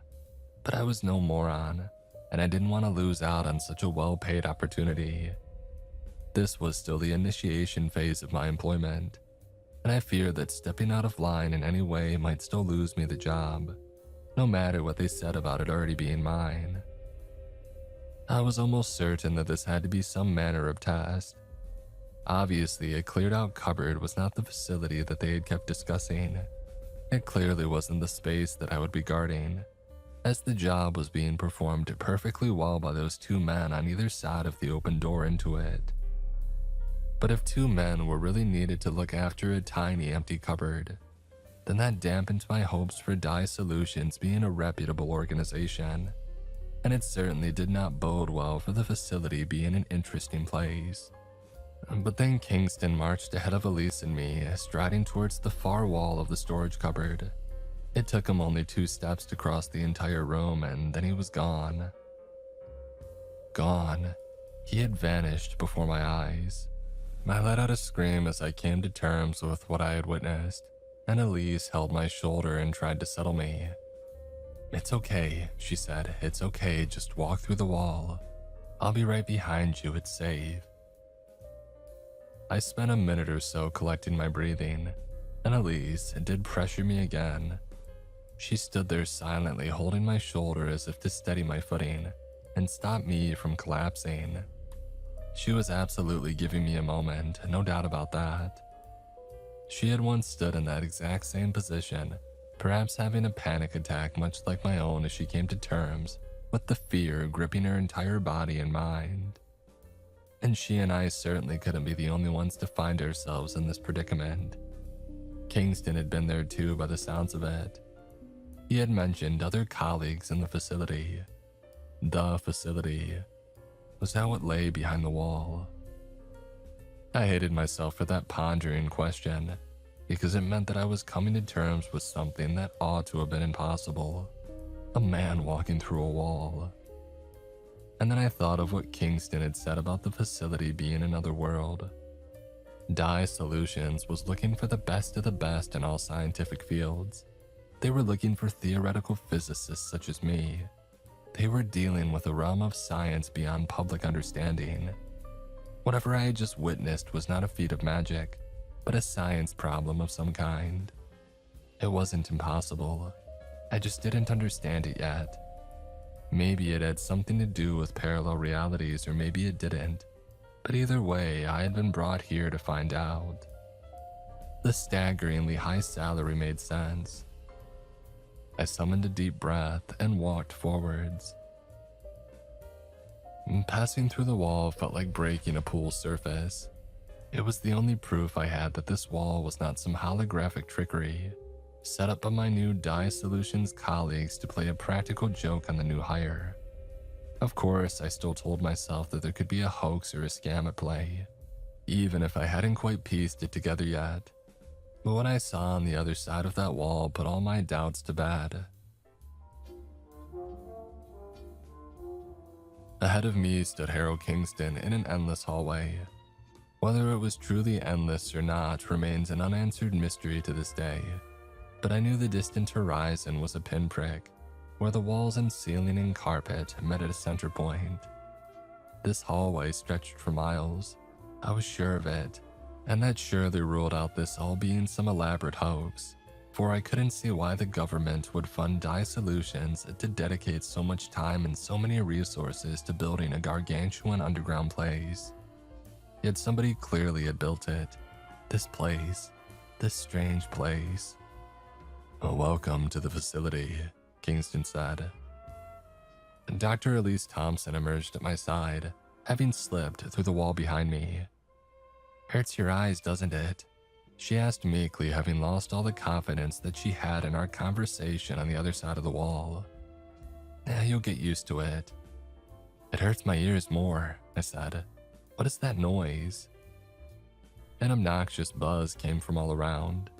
It seemed to ooze from the far distance of this infinite hallway, stretching far past the outer limits of the Dye Solutions building, ridding me of the notion that this was all some elaborate physics trick. But it also oozed from the odious yellow wallpaper at either side of the hallway patterned with arrows, and it oozed from the similar yellow carpet below our feet, with a sour smell and an eclipse of moss swelling in the air around a clump that they had chewed out. But Kingston's thumb jabbed up at the fluorescent lights wedged into the gray ceiling tiles overhead, and humming like 1,000 shrieking bees, it certainly seemed that the buzz was coming from them. For the shrieking sound poured the loudest out of each ceiling light that we walked beneath, but the sound was coming from all around. It was oozing out of junctions that we passed on our left and right, spilling out into other rooms and equally infinite corridors. There were things in the depths of this place, the facility creating the awful noise, I realized. I wanted to tell Kingston that I was talking about more than the shrill sound from the fluorescents. I was talking about the all-encompassing wall of sound, like untold people screaming from all directions of this ceaseless place. But I was too afraid of his answer, because I was sure nothing in this place would make sense, and it was why I was so sure that Dye Solutions had not built it. The absurdist architecture of the facility was enough to drive me to near lunacy within minutes. We turned left and right and left again, down maddening hallways of walls standing at odd angles to one another, and strange ceilings that tilted precariously to one side, and even a cupboard built into the floor at one point. There came a muffled sound from beneath it, and I came to a stop before it, staring down at the wooden doorway built into the carpet. Its doorknob rattled and I jolted backwards. "Move," said Kingston. "Now." I didn't need to be told twice, and judging by how hurriedly Elise and Harold pushed downwards, this was again no joke. We scurried down more lefts and rights until I was sure that I wouldn't be able to find my way back without them. But I was just glad to be away from that horrid cupboard in the floor, and whatever thing lay in wait on the other side of it, rattling its handle and praying for somebody to let it out to the other side. I don't know why I was thinking of it as an it. I don't know why I was thinking of the facility as some other world. It seems insane that I should have bought Kingston's story at face value, doesn't it? But you weren't in that place. You didn't feel it. There was something wrong with it. And I started to consider as we worked our way into its yellow depths that the facility had not been built at all. Sure, it had the appearance of the back rooms of some dated inner-city office, missing on the appropriate desks, computers, shelving units, and other corporate furnishings. But it wasn't a place that made sense, even if one were to overlook the absurd interior design. It was impossible to overlook the sheer scale of the place. It was too big. Not just too big for Dye Solutions to have built. It was too big for anyone to have built. And as the air started to feel hot and heavy upon my skin, I asked whether we ought to be wearing protective gear in this place. "Oh no, we're fine," Kingston said with a chuckle, and then he gave me an awful smile, much as he had when we stepped out of the lift, while Elise gave me one that seemed far more human and grounded. I had the sense that she hadn't been working here too long, in the grand scheme of the facility's history, and I wondered whether people working in this place as long as Kingston might be driven similarly mad. We passed down one final corridor with fluorescent lights and ceiling tiles built into its floor, and carpet built into its ceiling, and then we exited into a large room. It had a little more breathability than the other corridors, and I was thankful to see people, Men and women in overall suits and lab coats walking about the place. The room was filled with their equipment, ridding the eerie and unnatural ambience from what had likely been another yellow void before dye solutions had arrived in this place. "These will be your working quarters," said Kingston, as he pointed to a windowed room at one side of the yellow room. Its glass panes were ever so slightly off, sitting not quite horizontally in the wall. And that told me this room had been designed by the maker or makers of the facility, rather than Dye Solutions. You see, Dye Solutions had a human touch to their work, and I knew the difference between the two. One gave me nausea and the other gave me a little respite. But I couldn't stop thinking about that cupboard a few hundred yards back. "Oh, what was that under the floor?" I asked. There was knocking and rattling and... "It'll be far from the strangest thing you see in here," interrupted Kingston. But it's the sort of thing you'll be keeping an eye on, Dr. Holden." I sighed. "Right, security work. But there's a reason you hired me in particular, right? You think my scientific expertise will come in handy with understanding this place?" This other world," Kingston said. I didn't want to agree with him just yet, but my gut already did. But the logical cogs in my head were trying desperately to explain it all, perhaps to keep me from screaming or passing out, for we weren't built to understand such things as other worlds. I was a theoretical physicist. Theoretical. I was never supposed to see one of my parallel universes, about which I had written so many papers in reality. I had never truly believed. Now I did. Kingston left me with Elise, who took me into our office and showed me the ropes. On a monitor were the camera feeds of an elaborate surveillance system, keeping tabs on all the rooms mapped out by Dye Solutions, and in documents strewn messily about the desk were the beginnings of scientific ideas from the previous physicist who had been working on coming up for explanations for the physical anomalies in the various rooms. "The walls shift," explained Elise, pointing at the documents. "And that was what Dr. Peter Accrington believed. He's the one I'm replacing." She nodded and continued, pointing at the documents again. "Layouts change daily, sometimes hourly. There are strange forces at play." "I feel it already," I said. "In the air. This isn't Earth. I don't feel right here." "Oh, I'd say that feeling gets better, but it doesn't," Elise said. "And you'll see more anomalies that make it harder and harder to believe there's a scientific explanation for all this. But you're the physicist, not me." "What sort of things did this Dr. Accrington see?" I asked. "Oh, gravity sometimes plays by different rules," she said. "And sometimes employees working in these facility rooms find that they don't need to eat or drink water for days. People have died on the job in a myriad of ways over the past 20 years. That's why minds like yours are so important, Adam. Dr. Thompson, I mean. The previous man in your role, Accrington, thought that there must be some explanation for all this, and spent years trying to make sense of it all, as he thought we could do a better job of protecting the team if we could learn to predict this, while unpredictable plays. He always said we needed more minds that could make sense of these unearthly laws of physics. He was getting close to an answer, he claimed. But Elise paused. He went missing while exploring a room in the northeast wing. It's an expanse of holes and a carpeted floor leading to black pits that, well, it might harbor all sorts of horrors. My eyes widened. He fell down one of them. He died on the job. What had I signed up for? We don't know, Elise said. The camera feed never showed what happened to him in that room. He entered it but then just vanished. You'll come to see that things in this place make no sense, Dr. Holden. Or the man-made instruments we use are just inept at making sense of them. She tapped the monitor. I nodded. Well, we're operating in a new realm of science.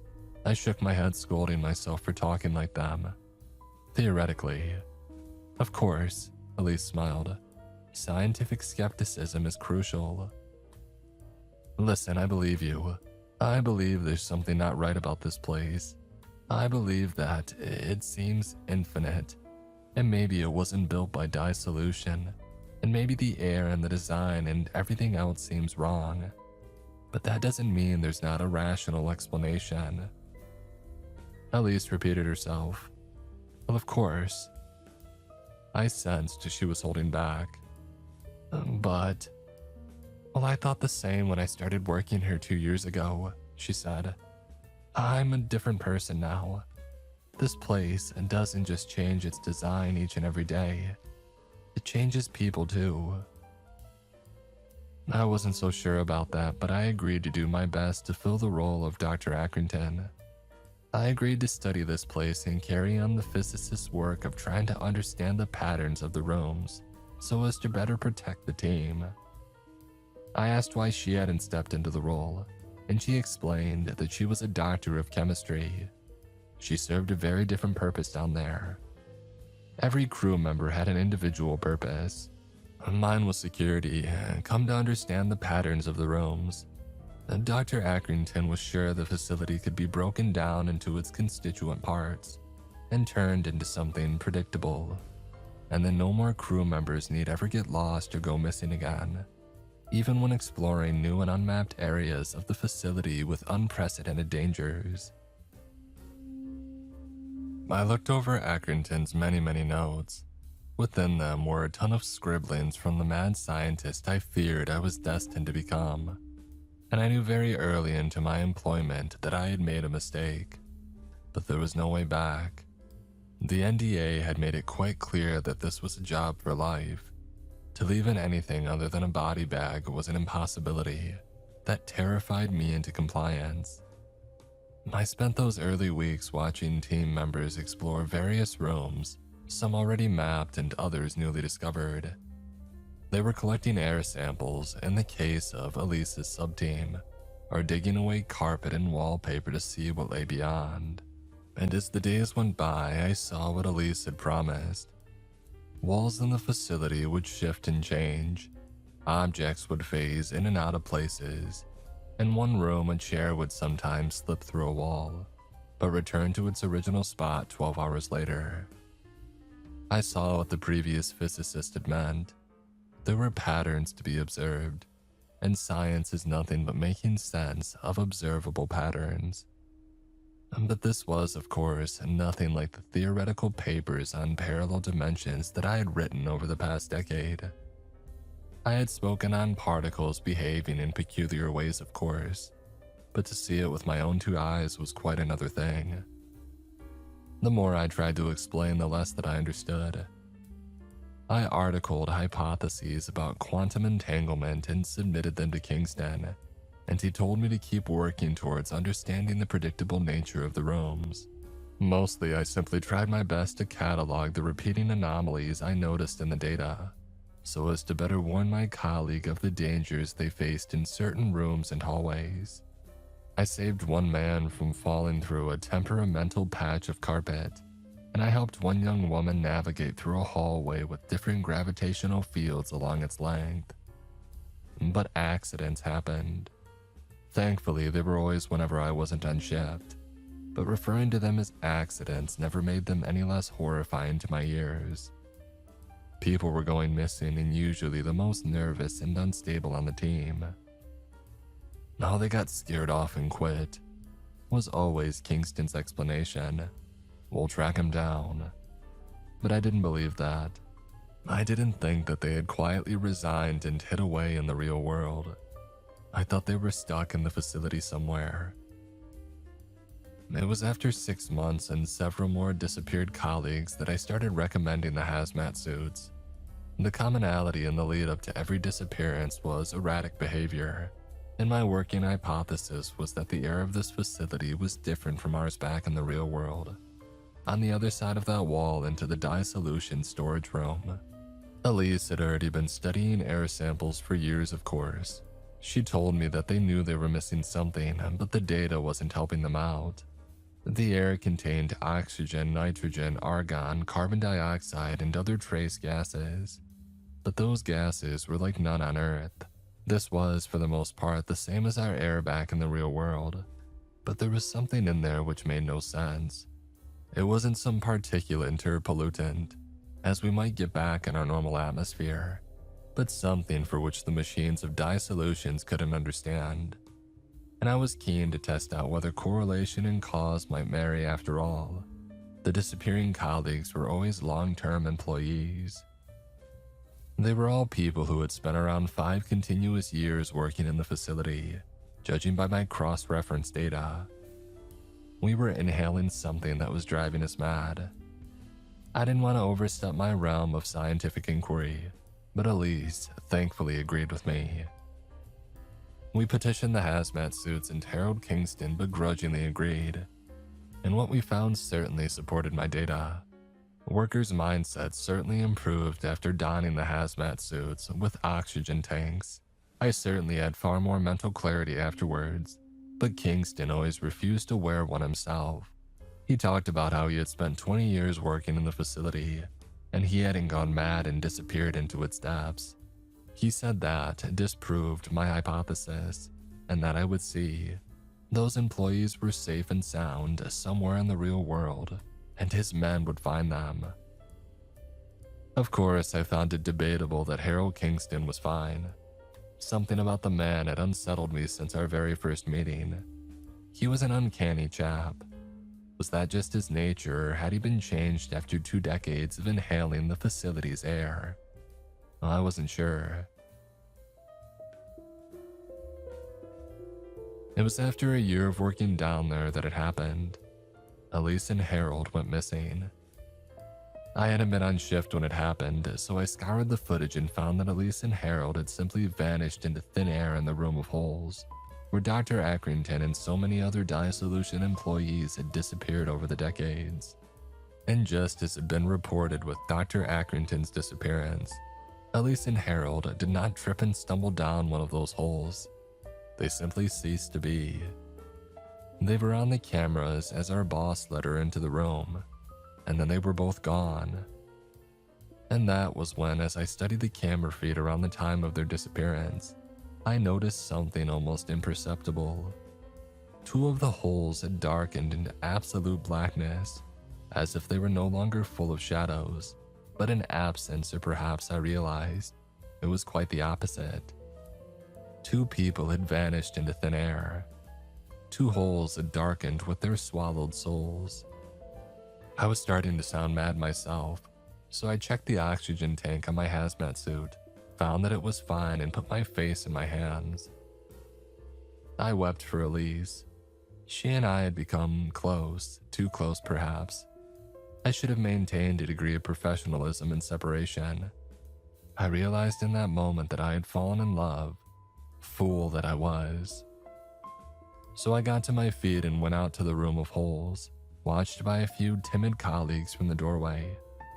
None were keen on stepping foot in that room, which had caused 3 of their colleagues to vanish already. They looked at me as if I were driven to insanity by that strangeness in the air, which had affected their coworkers, but it was Elise who had driven me to this insanity. It wasn't some sense of justice. It wasn't some hero who would have bravely gone in search of any fallen colleague. It was Elise. I had to save her. I wasn't thinking clearly. I don't remember fetching a rope or having any sort of plan as to how I would venture down one of the black holes. The room made the decision for me. My vision filled with blackness, and I was falling, tumbling down a void, hearing the screams of the dye solutions workers tumble down after me. And then I was lying softly against a hard floor. I had not clattered to it, I had drifted to it softly, as it plucked from one place and laid gently in another. I rose to my feet and found wet tiles beneath, stretching towards a pool that stretched off around a corner, like those maddening yellow hallways up above. But this place was different. Was it still the facility? It had to be, because it gave me that same feeling of wrongness. Now it was a mirage of a swimming center rather than an office space, but elements of that facility above had seeped in. I saw a hallway of yellow carpet leading off from the tiles behind me, and so I followed it. It was not a route picked out carelessly or at random. There was a trail of wet footprints across the carpet. It had to be a sign of Harold Kingston and Dr. Elise Thompson. I followed this wet trail of footprints across the carpet and into another room, covered in tiles, across its floor, walls, and ceiling, with only scant light spilling inside from fluorescents in the carpeted hallway. I didn't step into the room. I was frozen in fear to the spot, because there was a man standing in it, a man that I recognized. "Harold," I whispered. Kingston was standing and staring at the tiled wall facing away from me, and I realized there was a thin sheet of water trickling down those tiles from a gap between the wall and the ceiling. My boss seemed to be mesmerized by it at first, but then I couldn't see his face. For all I knew, he was staring blankly at the tiles ahead, not a thought in his head at all. "Where's Elise?" I asked. "Sir." He finally turned and I screamed. Kingston's face was gone. The old man clawed at the blankness where his facial features should have been, now covered in flat and pale skin, and he started to stumble blindly towards me. But as he went, his stumbling stopped and he found a calm and measured stride. He was walking directly towards me. Even without eyes, he could find me. I turned and ran left, followed the carpet to a hallway of slick tiles, which nearly brought me flat to my face as I skidded across them. There were fewer lights with every turn I made, but I was guided instead by occasional smears of blood on the tiled walls of the corridors.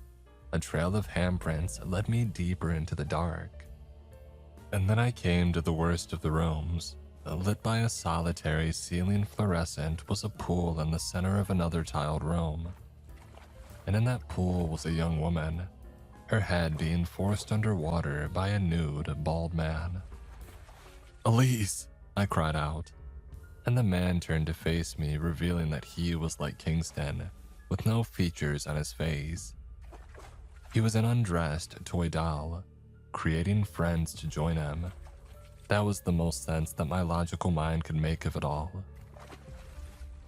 And as he let Elise come up for air, I saw her lips drip off from her face, as if washed away by the water. She was trying to scream, judging by the tautness of the flesh on the bottom half of her face, and the wild look in her eyes as she turned to look my way. And those eyes were starting to drift down her face too, washed away by whatever the water had done to her, as if she were a smudged watercolor portrait. The nude, faceless being took hold of Elise again and giggled, muffled behind its face flash as he dunked her under the water again. Like a child playing a game, and she was his toy doll after all. I saw her nose and eyes drift up to the surface in bubbles and float away, watching me as they disappeared into the darkness of the room. There came a hand on my shoulder, and I was spun to look into the faceless face of what had once been Harold Kingston. He was what Elise was about to become. The old man's lower jaw stretched, screaming something at me as I screamed back at him with my lips still intact. I think he told me to run, but regardless, that was what I did. Whether Elise was beyond saving or not, I didn't intend on staying to find out. I wanted to live. I wanted only in that moment to live. "I'm sorry," I croaked at her, turning on my heel. I scampered through the maze of tiled floors and carpets, and desperate at first for a way out, but then desperate simply to get away from the wet slabs of flesh against the tiles in the distance. That nude thing, which had stolen the faces of Elise and Harold, it was coming for me next. And I wasn't sure if there was any way back to the facility floor above. I was trapped down there. I made it back to the initial tiled room beneath the room of holes, expecting to find nothing but a blank ceiling overhead, but instead looking up into light at the ceiling to find a rope that had been lowered down towards me. I grabbed it and started to slink my way up. My head started to ache and pound as I ascended into the blackness. These tunnels between floors had never been built to be traversed by mortal things. Perhaps I finally accepted that they had never been built at all. Building a thing was a notion reserved for the real world. The rooms abiding by whatever fractured laws of physics and governed the facility as a whole were places that simply existed. There was no method to the madness. That was my final scientific conclusion. I felt a tug on the rope as I climbed and looked down to see a fleshy creature following me up it. With a scream, I hurried my ascent, seeing the mask of a hazmat suit above, and weeping behind my own mask as I envisioned this creature dragging me into the depths and drowning me to wash away my face. But I made it. I made it to the room at the top and was heaved out of the hole that I had climbed into by two men in hazmat suits. They screamed alongside me as we saw the nude, faceless shape scuttling up the rope nearing the room. We had given it a way out of its den. But I snatched the rope from my savior's hands and tossed it down the hole, watching the creature plummet to its depths, back to the pool rooms where Elise and Harold were fated to forever wander alongside it, faceless and forgotten. I left Dye Solutions shortly after that, and I've been in hiding ever since. They threaten me even now that they'll end my life for leaving them behind, given all the classified knowledge that I have. But they don't terrify me anywhere near as much as that thing, and its created things down in the tiled depths of the facility. I have nightmares of Elise finding me, faceless and furious that I abandoned her, and then washing my face away so that I suffer forever alongside her.